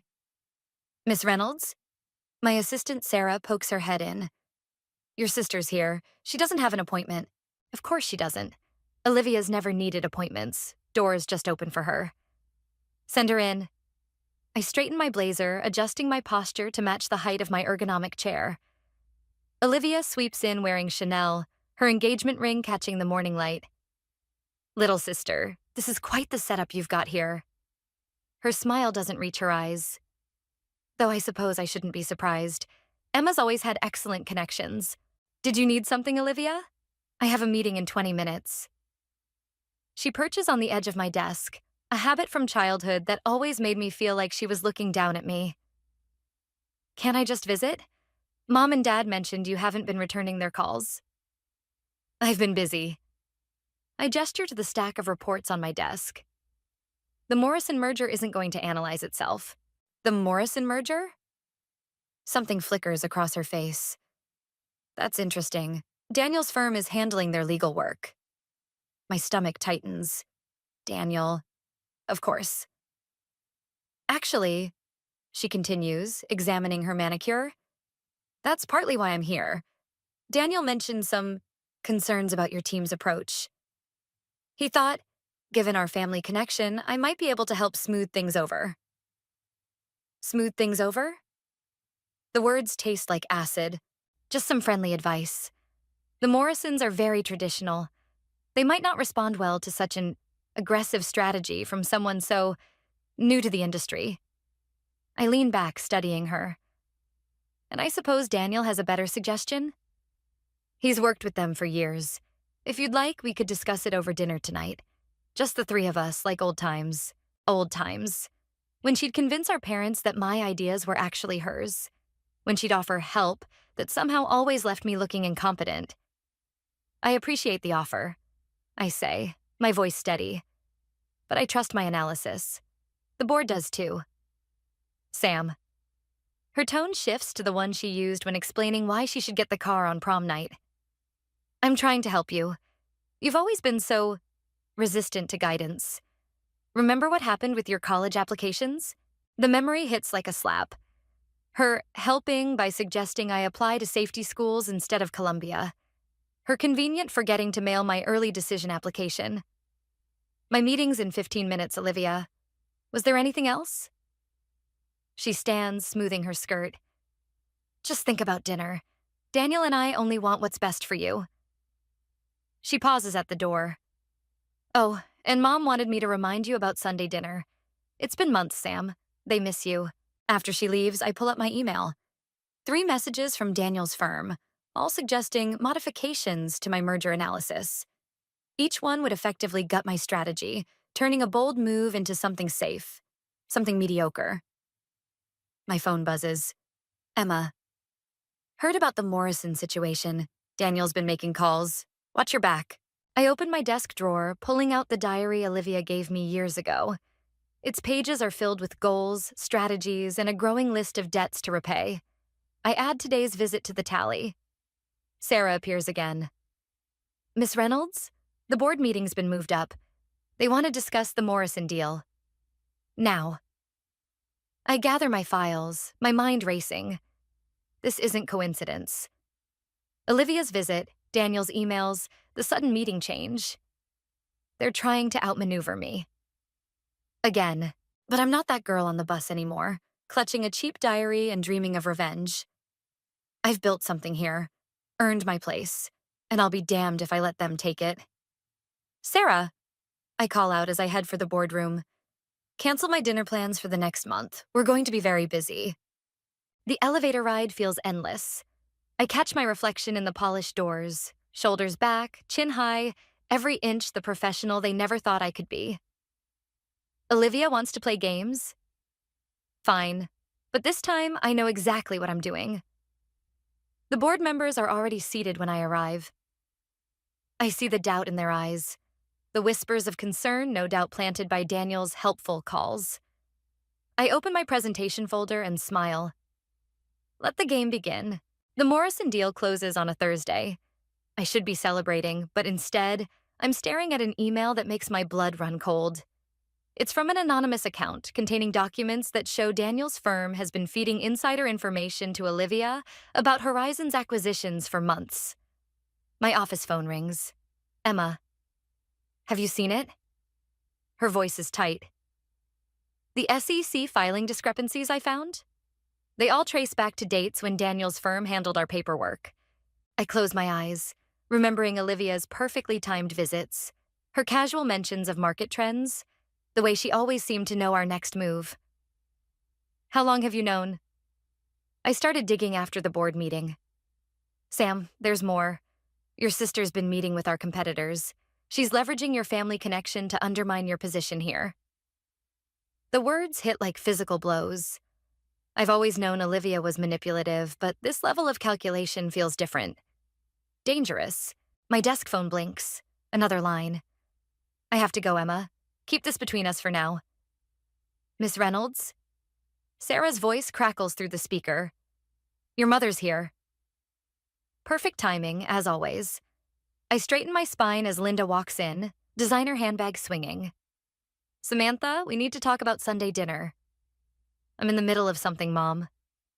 She sits without being invited. Your father and I are worried.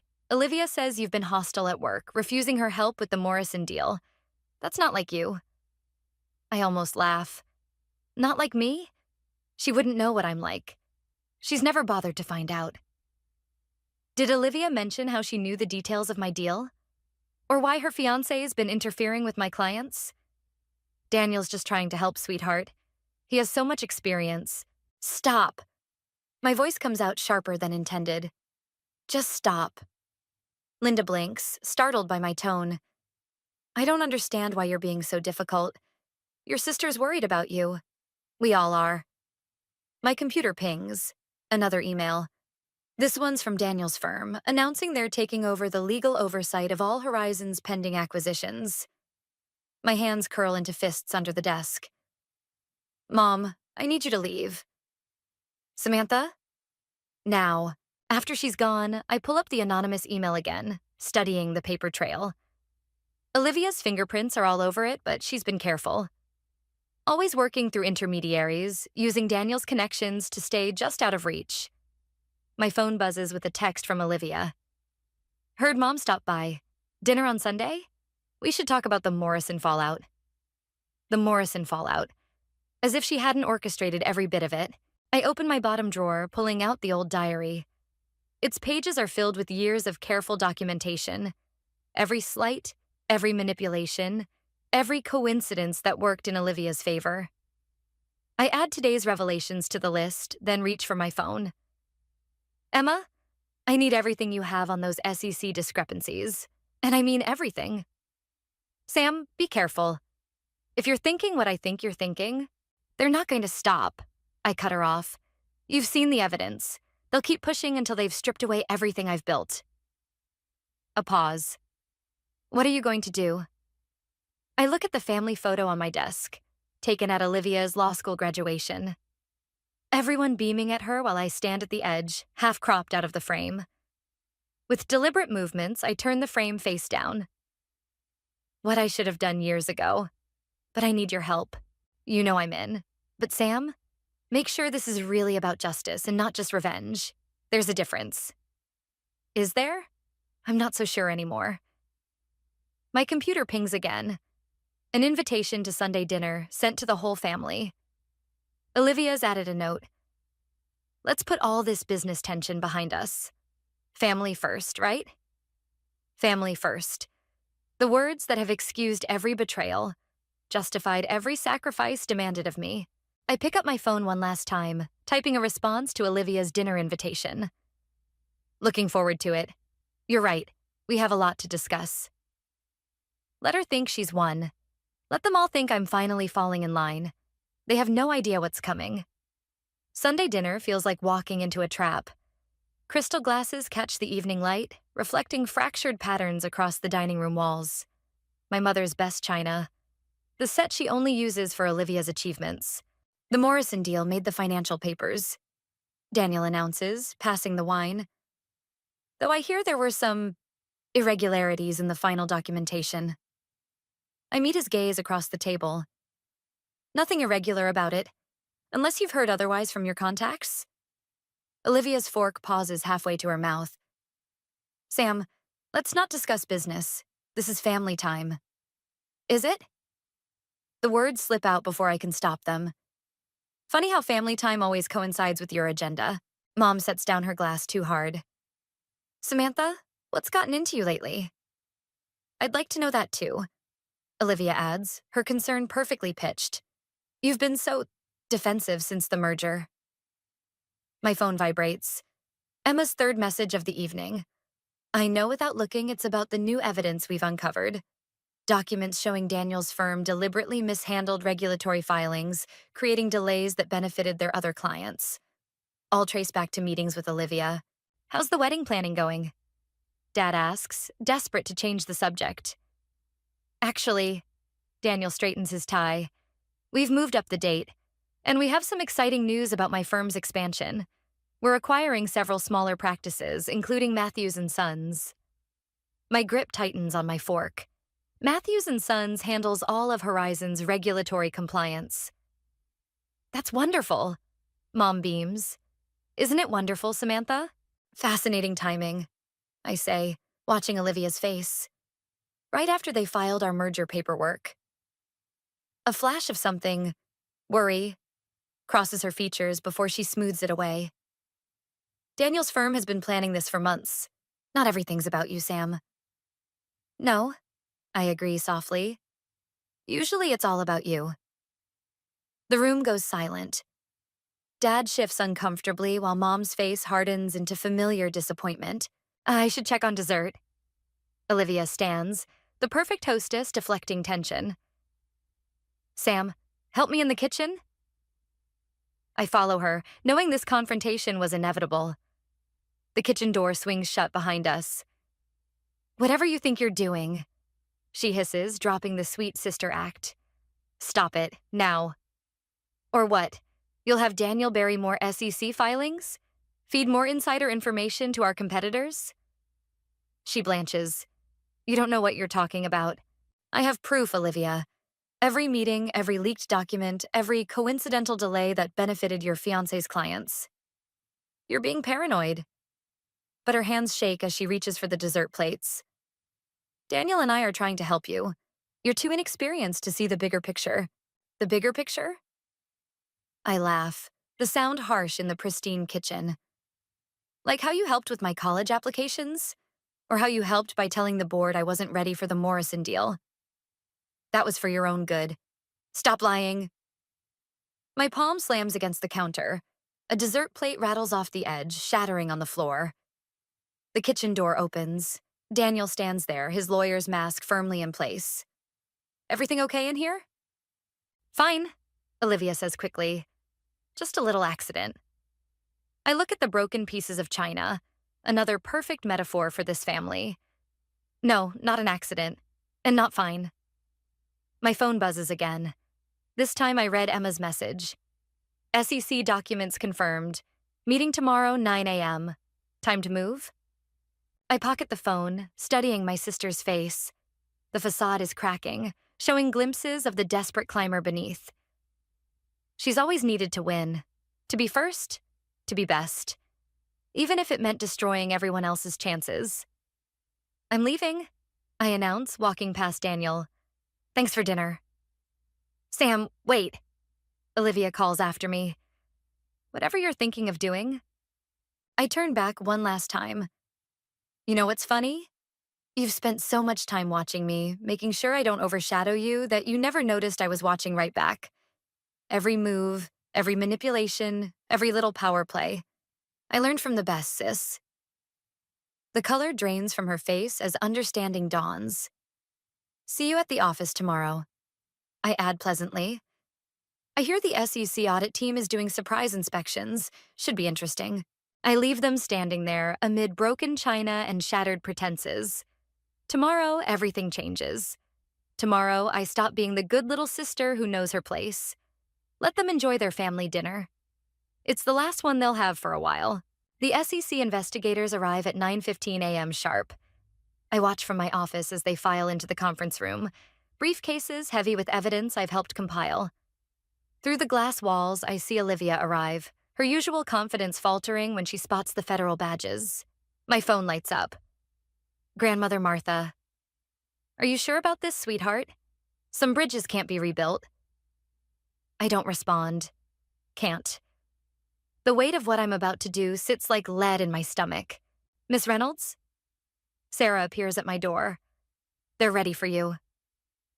The conference room falls silent as I enter. Daniel's already there, his lawyer mask cracking around the edges. 2 empty chairs remain, one beside the SEC team, one beside my sister. I take neither. Instead, I stand, placing a thick folder on the table. Before we begin, Daniel starts, I want to note that these allegations are completely unfounded. The documentation suggests otherwise. I slide copies of the folder toward each investigator. Detailed records of information leaks, manipulated filings, and coordinated delays in regulatory approvals. Olivia's face drains of color as she sees the familiar dates, meetings, phone records. Sam, what are you doing? My job. The lead investigator clears his throat. Miss Reynolds has been instrumental in uncovering a pattern of securities violations. The conference room door bursts open. Mom storms in, Dad trailing behind her. What is the meaning of this? Her voice shakes with fury. Samantha, stop this nonsense immediately. Mrs. Reynolds, this is a closed meeting. An investigator begins. She's destroying her sister's life. Mom's mascara runs as tears start. Over what? Jealousy? Linda. Dad tries to intervene, but she's beyond reason. We gave you everything. She spits at me. The same opportunities, the same love. A harsh laugh escapes me. The same love? When's my graduation photo going up on the wall, Mom? When do I get Sunday dinner celebrations for my achievements? That's different. Why? My voice rises despite my efforts to stay professional. Because Olivia's the golden child? Because she plays your perfect daughter while sabotaging everyone around her? Sam, please. Olivia's voice cracks. We can fix this. Whatever you want, a better position, more recognition, we can make it happen. Still trying to manipulate the situation? I open another folder. Like you manipulated the Morrison deal? The SEC filings? The board meetings? Daniel stands abruptly. This meeting is over. My client... Sit down, Mr. Harrison. The lead investigator's tone could freeze hell. We're just getting started. My phone buzzes again. Emma. Grandpa George had a heart attack. Hospital. Come now. The room spins. I grip the table edge, trying to stay upright as past and present collide. Sam? Olivia notices my distress. For a moment, she sounds like my sister again. The real one, before ambition and rivalry poisoned everything. What's wrong? I look at the evidence spread across the table. Years of documentation. Months of planning. My perfect revenge, served cold and calculated. But Grandpa George's words echo. Make sure you don't lose yourself getting there. Miss Reynolds? The investigator prompts. Shall we continue? Mom's still crying. Dad looks lost. Olivia stares at me with a mixture of fear and something else. Recognition, maybe. Of what we've both become. The investigation will proceed. I say finally, my voice hollow. But I need to step out. Family emergency. Running away? Daniel sneers. Like always? I gather my things, hands trembling. No. Unlike you, I'm choosing family over winning. Even if they never chose me. At the door, I turn back one last time. The evidence speaks for itself. You don't need me here to finish this. Samantha, Olivia calls out, desperation cracking her perfect facade. Don't go, please. We can talk about this. We had years to talk, Olivia. Years to be real sisters. But you chose competition and I chose revenge. Look where it got us. I leave them there. My sister facing professional ruin, my parents facing family destruction, all orchestrated by the daughter they never saw. In the elevator, I finally read Grandmother Martha's text fully. Your grandfather's last words before they took him to surgery. Tell Samantha revenge costs more than the price of winning. The doors close on my reflection, and I don't recognize the person staring back. The headlines hit like artillery fire. SEC investigation rocks Horizon Investments. Legal dynasty faces ethics probe. Sibling rivalry leads to corporate scandal. Grandpa George survived surgery, but I haven't visited. Can't face his disappointment. Instead, I watch through my office window as Daniel clears out his firm's satellite office down the street. 3 days since the investigation went public, and the vultures are already circling. My office door opens without a knock. Olivia stands there, mascara smeared, designer suit wrinkled. She's clutching a newspaper. Happy now? Her voice cracks. You've destroyed everything. You did that yourself. I keep my tone neutral, professional. Every leaked document, every manipulated filing, I did it for us. She slams the paper down. To protect our family's reputation. Do you know what people would say if they knew Mark Reynolds' daughter was handling million-dollar deals? A small-town cafe owner's kid? So you sabotaged my work to protect our image? I tried to guide you. Keep you from reaching too high, too fast. If you'd failed. You mean when you made me fail? The words taste like metal. The college applications? The board meetings? The Morrison deal? She sinks into a chair, suddenly looking older than her 26 years. Mom and Dad couldn't handle another disappointment. Another? I lean forward. When was the first? Me. Her laugh is bitter.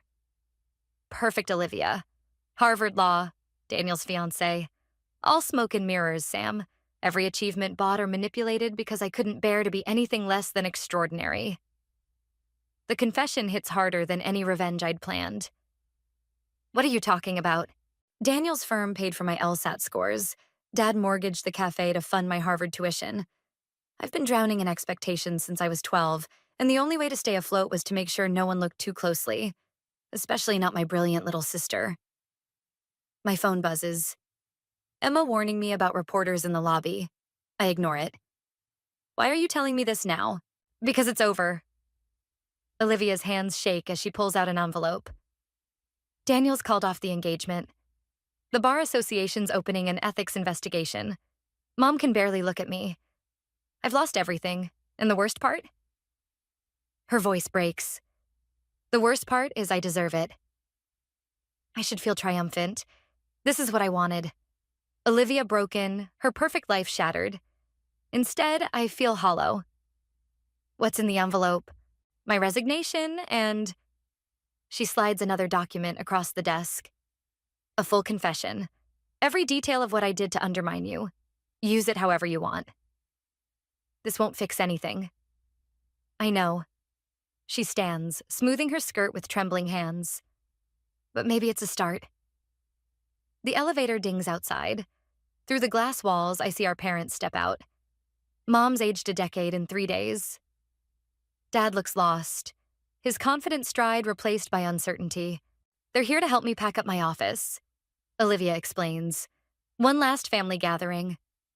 I think of Grandpa George in his hospital bed, of his words about success and revenge, of bridges burned and prices paid. Wait. I reach for my desk drawer, pulling out the old diary. Take this too.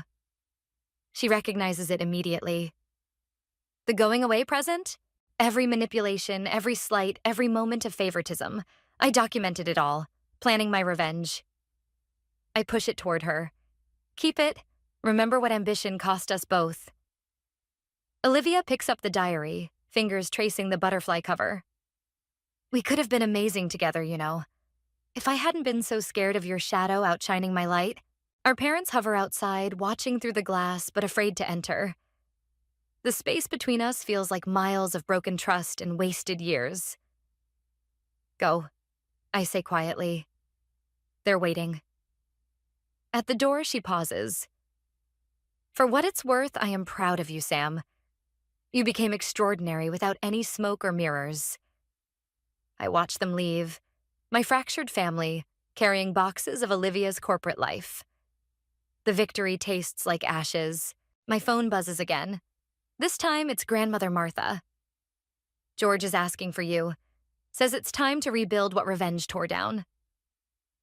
I look at my reflection in the darkening window. Success is the best revenge, Grandpa had said. But he never mentioned its cost. Dad's cafe smells the same. Coffee and cinnamon rolls, memories baked into the worn floorboards. I find him behind the counter, gray hair more prominent than I remember, shoulders stooped under an invisible weight. Your mother's at the house with Olivia, he says without looking up, moving her things back home. I'm not here for them. I slide onto a bar stool, the same one I used to occupy doing homework while Olivia charmed customers. Grandpa George suggested I start with you. His hands still on the coffee pot. He's doing better? Physical therapy twice a week. Says watching this family fall apart is worse than the heart attack. Dad pours 2 cups, muscle memory adding exactly the right amount of cream to mine. Some things don't change, even when everything else has. The cafe's mortgaged to the hilt, he says finally. For Olivia's Harvard dreams, I thought I was investing in her future, in our family's legacy, while betting against mine. He flinches. We never meant. To make me feel worthless? To push me so far into Olivia's shadow that revenge felt like the only way out? The coffee burns my throat. You succeeded anyway. The morning silence stretches between us, broken only by the hiss of the espresso machine. A few early customers glance our way, then quickly look down at their phones. I found this yesterday. Dad pulls out a creased envelope from under the counter. Your Columbia acceptance letter. The one Olivia said got lost in the mail. My hands shake as I take it. The seal's broken. The dreams inside long since expired. I was cleaning out the office, he continues. Found a whole box. Your academic awards, scholarship offers, recommendation letters. Everything Olivia intercepted. But that's not the worst part. His voice cracks. The worst part is I'm not surprised.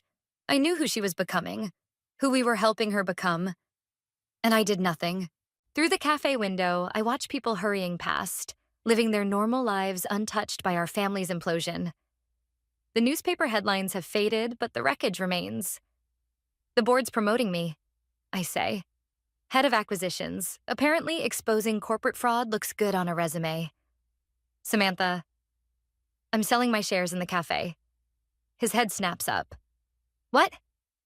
You need capital to clear the mortgage. I have it. I pull out the paperwork. Clean slate, no strings. Why would you? Because revenge cost me my sister, my family, my peace of mind. I push the documents across the counter. Maybe redemption starts with letting go. The bell above the door chimes. Mom enters, looking smaller somehow, less certain of her place in the world. Behind her, Olivia hesitates at the threshold, the prodigal daughter afraid to come home. Sam. Mom's voice wavers. We didn't expect. I was just leaving. I stand, straightening my suit jacket, armor against the vulnerability of this moment. Wait. Olivia steps forward. She's wearing jeans and a simple sweater, stripped of her designer facade. I found your diary. Read it cover to cover. She places it on the counter between us. You should keep it.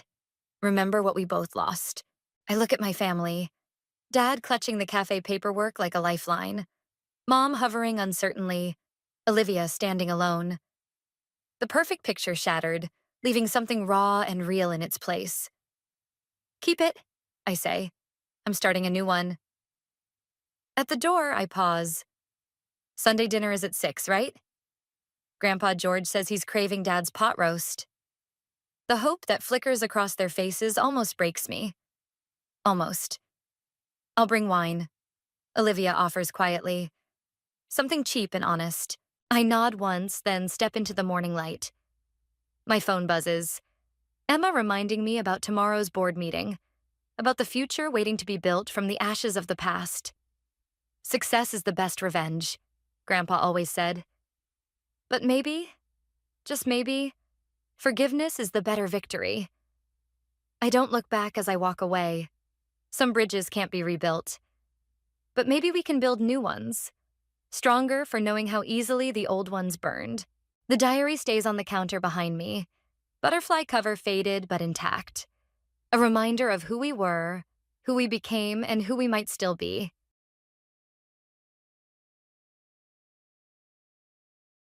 My husband, the man I loved and trusted for 7 years, gave me a $50,000 jade bracelet for our anniversary. I was so happy I cried, believing I was the luckiest woman in the world. But that very night, while I was still intoxicated with happiness, a text message from an unknown number arrived. It was just a few words, but it felt like a bucket of ice water poured over my heart. Get rid of it or you'll regret it. I didn't believe it. I thought it was just a cruel joke. So, I secretly gave the bracelet to my sister-in-law, who had always admired it. And then, just one morning later, a blood-curdling scream echoed through the house. I was left frozen, witnessing a horrific scene, a sight I will probably never forget for the rest of my life. I am 35 years old, an age where I'm no longer young enough to be a daydreamer, but not yet old enough to be hardened against life's surprises. My name is Maya Anderson, a reasonably well-known architect with my own small but successful design firm. Friends often said I had it all, a career, looks, and a perfect husband. My husband, Ethan Hayes, is the vice president of sales for a major tech corporation. He is 3 years older than me, tall, elegant, and exceptionally doting. In 7 years together, he never once raised his voice at me. Whenever I came home late from work, he would have dinner ready. Whenever I was stressed, he would massage my shoulders and make me tea. He was my safe harbor. My life seemed perfect, with only one minor issue: my relationship with my mother-in-law, Carol. She was sharp and controlling, and she never truly liked me. Maybe it was because I didn't come from old money, or because I was too independent. She never said it directly, but I felt it, in her looks, in her tone, in every subtle comment. She often compared me to Jessica, her youngest son's wife. Jessica didn't have a stable job, but she knew how to please her. At every family gathering, Carol would praise Jessica and then look at me with quiet disappointment. "If only everyone in this house were like Jessica," she would say. I always stayed silent. As long as Ethan loved me, I told myself, nothing else mattered. Then our 7th wedding anniversary arrived. Ethan had prepared a special evening at an exclusive restaurant. He picked me up in a suit, holding a bouquet of Ecuadorian roses. Under candlelight, he looked at me with the same love as when we first met. "Maya, thank you for being by my side all these years," he said. Then he opened a velvet box. Inside was a jade bracelet, deep emerald green, flawless, breathtaking. I could barely breathe. He gently placed it on my wrist. "Do you like it?" he asked. "It's beautiful," I whispered.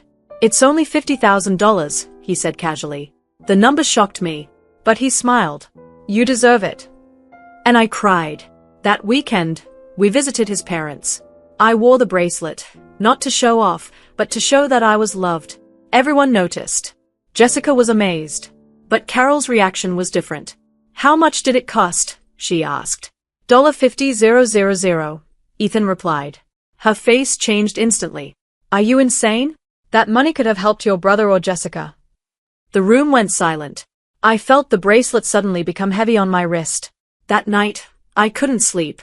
I placed the bracelet on my vanity and tried to calm myself. Then I saw the message. "Get rid of it or you'll regret it." My body went cold. I stared at the bracelet. It looked the same, but somehow different. Darker.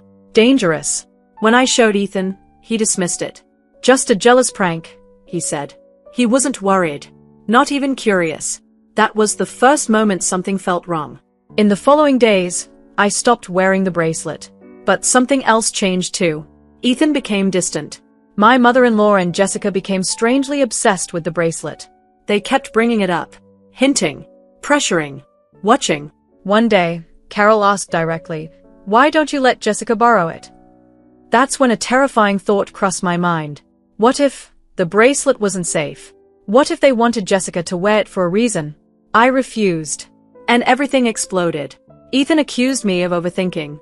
My mother-in-law called me selfish. I was alone. That night, I made a decision. If they wanted the bracelet so badly, I would give it to them. At Carol's birthday party, in front of everyone, I took off the bracelet and placed it on Jessica's wrist. "May it bring you luck," I said. She was overjoyed. Carol was satisfied. But Ethan looked afraid.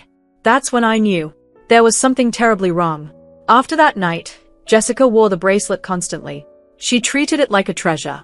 Like it was her lifeline. And I knew the truth was about to reveal itself. Her social media was flooded with selfies featuring the bracelet, accompanied by endless boastful captions. "Thank you to my dearest sister-in-law, a long-held dream come true."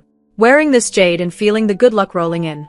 She truly believed the bracelet was a lucky charm, a symbol of her changing fortunes. My mother-in-law was also immensely pleased. She went around telling everyone how considerate I had become by gifting the precious item to my sister-in-law. She painted a picture of a harmonious family, of loving sisters-in-law, a picture so perfect it was fake. But I knew that behind their glee, a dark truth was quietly taking root. I lived those days in a state of anxious dread. My move had been made, but I couldn't rest easy. With each passing day, I held my breath, waiting. I both hoped for something to happen to expose the truth and feared the price of that truth. Every time I saw Jessica, saw her radiant smile, a wave of guilt washed over me. Was I a cold-blooded monster for using my own relative as a test subject? But then I would remember Ethan's cold eyes that night, his terrifying silence, and my determination would surge again. I had to know the truth. I couldn't live in this deception any longer. About 3 days after receiving the bracelet, the first omen appeared. That evening, while the family was having dinner, Jessica suddenly started scratching her wrist uncomfortably. "Why has my skin been so itchy lately? Especially right here where I wear the bracelet," she said, pointing to a faint red mark. My mother-in-law glanced at it and dismissed it. "It's probably just seasonal allergies. The weather's changing. Even an old woman like me feels it. Just rub some ointment on it after dinner and it'll be fine." Jessica nodded. "I guess so." She didn't think much of it and continued eating happily, occasionally admiring the bracelet. But I couldn't ignore it. My heart clenched. Itchiness. A red mark. The first signs had appeared, just as I had feared. I glanced at Ethan. He was eating calmly, his face showing no change in expression, as if he hadn't heard Jessica's complaint at all. His terrifying composure only strengthened my belief that he knew. He knew everything. In the following days, Jessica's condition didn't improve. It worsened. The red mark on her wrist became more pronounced, spread wider, and tiny bumps began to appear. She scratched constantly, sometimes until her skin broke. It's so uncomfortable, Mom, she whined. I've tried all sorts of creams, but nothing helps. Do you think I'm allergic to metal? The clasp is white gold. Maybe my skin is reacting to it. Nonsense, Carol snapped. Who's allergic to white gold? You probably ate something funny. A precious thing like that can only do you good, not harm. She remained convinced the bracelet was blameless, or perhaps she was deliberately deceiving herself. I sat there observing silently. Every complaint from Jessica, every red bump on her skin was a hammer blow to my conscience. But at the same time, it was evidence, another step closer to the truth. I tried to hint at it. During one meal, I pretended to tell a story about a friend who bought fake jewelry and had a severe allergic reaction, ending up in the hospital. I emphasized that there were many fakes now, and even certificates of authenticity could be forged. I hoped my story would make them suspicious, that they would take the bracelet off to get it checked. But no. Jessica scoffed. Your friend probably bought it from a street market. My bracelet was bought by Ethan from a major jeweler. It cost $50,000, not some cheap knockoff. It can't be fake. Her blind faith in its value had clouded her judgment. My mother-in-law even chimed in. Exactly. Maya is always worrying about nothing. She doesn't trust her own family but believes outsiders. I could only sigh inwardly. Greed and ignorance are a deadly combination. I had given them a chance, but they refused it themselves. The climax came one weekend afternoon. Jessica returned from a friend's birthday party. She had been drinking heavily, her face flushed. As soon as she got home, she rushed to the bathroom and threw up violently. Afterward, she collapsed onto the sofa, trembling, complaining of fatigue and shortness of breath. Jessica, what's wrong? Carol panicked. I probably just had too much to drink, Mom, Jessica whispered. I'll be fine after a little rest. But her condition didn't improve. Her skin turned pale, her lips purple, and her breathing became rapid. Ethan had just come home from work. Seeing the scene, he panicked too. Call an ambulance now. While the family was in chaos, I was the only one who remained calm. I quietly walked over to Jessica. I didn't look at her face. I looked at her wrist. The skin around the jade bracelet was swollen and angry red, the bumps spreading up her arm. Under the light, the jade bracelet was still coldly beautiful, its green color now sinister. The ambulance arrived and took Jessica away in critical condition. My mother-in-law wailed. Ethan rushed around handling paperwork. No one paid attention to me. I stood in a corner, watching the ambulance speed away. My heart was in turmoil. Was I guilty? Yes. I knew the danger and remained silent. I had used Jessica as a substitute. But did I have any other choice? If I hadn't, the person in that ambulance might have been me. Justice always finds its way, no matter how deeply it is hidden by money or power. The truth is like the sun, you can block it for a while, but it will always rise again. After leaving the garden cafe, I didn't go back to the hotel. I held tightly onto the folder Mr. Vance had given me and went to a quiet park. Sitting alone, I began reading. I needed to understand everything, the full extent of the crimes my husband's family had committed. With every page, the truth became darker. Their plan was never just about killing me for my wealth. It had started long before I even married into the family.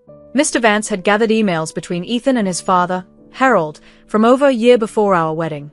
In those messages, they discussed me as their next target. They had studied me like I was an object. Target, Maya Anderson. Architect.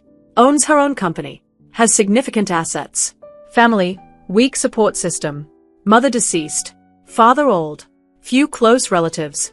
Personality, kind, quiet, trusting, and easy to manipulate. Perfect target. Reading this made my blood run cold. To them, I wasn't a human being. I was just a plan.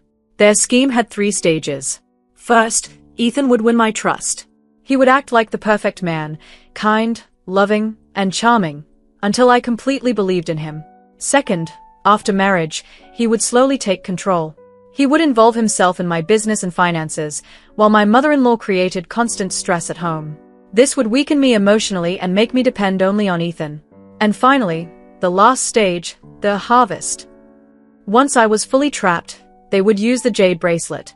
I would slowly fall sick, and everyone would believe it was due to stress or illness. After my death, Ethan would inherit everything without suspicion. It was horrifying. Not just greed, but careful, cold planning. The file also listed other victims. Some were cheated in business. Others had bought their jewelry and later became mysteriously ill. One case stood out, a young businesswoman who owned luxury spas. She bought expensive jade jewelry from them. A year later, she became seriously ill, losing hair, feeling weak, her skin changing. Doctors couldn't explain it. Eventually, she had to sell her business cheaply to a company secretly owned by the same family. The pattern was clear. They used poisoned jewelry to destroy people and take their wealth. I closed the folder. This wasn't just my fight anymore. It was much bigger. I immediately contacted Mr. Davis and arranged a meeting with him and Mr. Vance. At the law office, after reviewing all the evidence, even Mr. Davis was shocked. "This isn't just a family issue," he said. "This is a criminal organization." But we couldn't act directly. They were powerful and well-connected. We needed a smart plan. Then Mr. Davis looked at me. "You will be the key," he said. I was confused at first, but he explained. The family still believed I knew nothing. They thought I was scared and alone. We would use that. I would pretend to be weak, desperate, and even superstitious. I would act like I believed the bracelet was cursed. I would beg them for help and say I wanted to take it for a ritual. This would make them relax.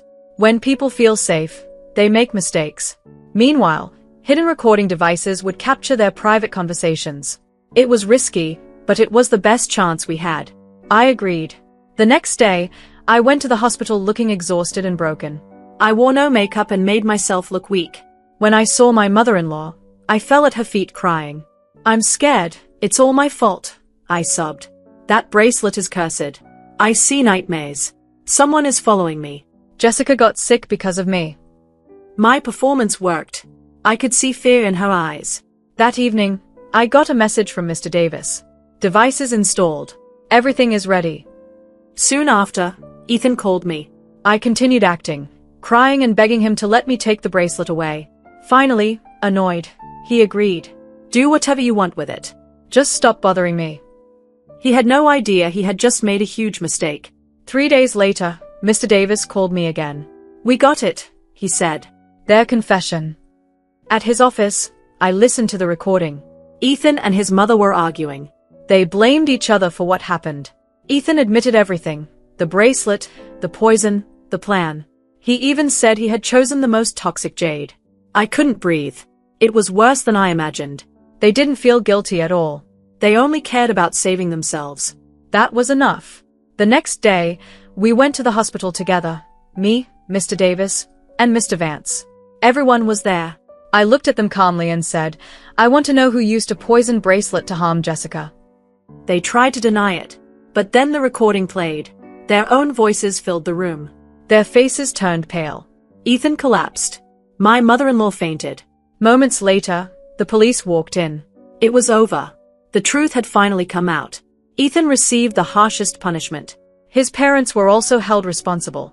Their entire illegal business collapsed. I divorced him and walked away with nothing, but also with everything I needed. My freedom. After everything, I took time to heal. Then I chose to do something meaningful. With Mr. Vance, I started a foundation to help women facing abuse and fraud. We provide legal and emotional support so they can protect themselves. One day, I received flowers with a note.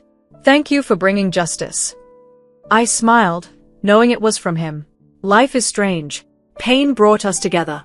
But in the end, we found peace. Now, I am no longer a victim in someone else's story. I wrote my own ending.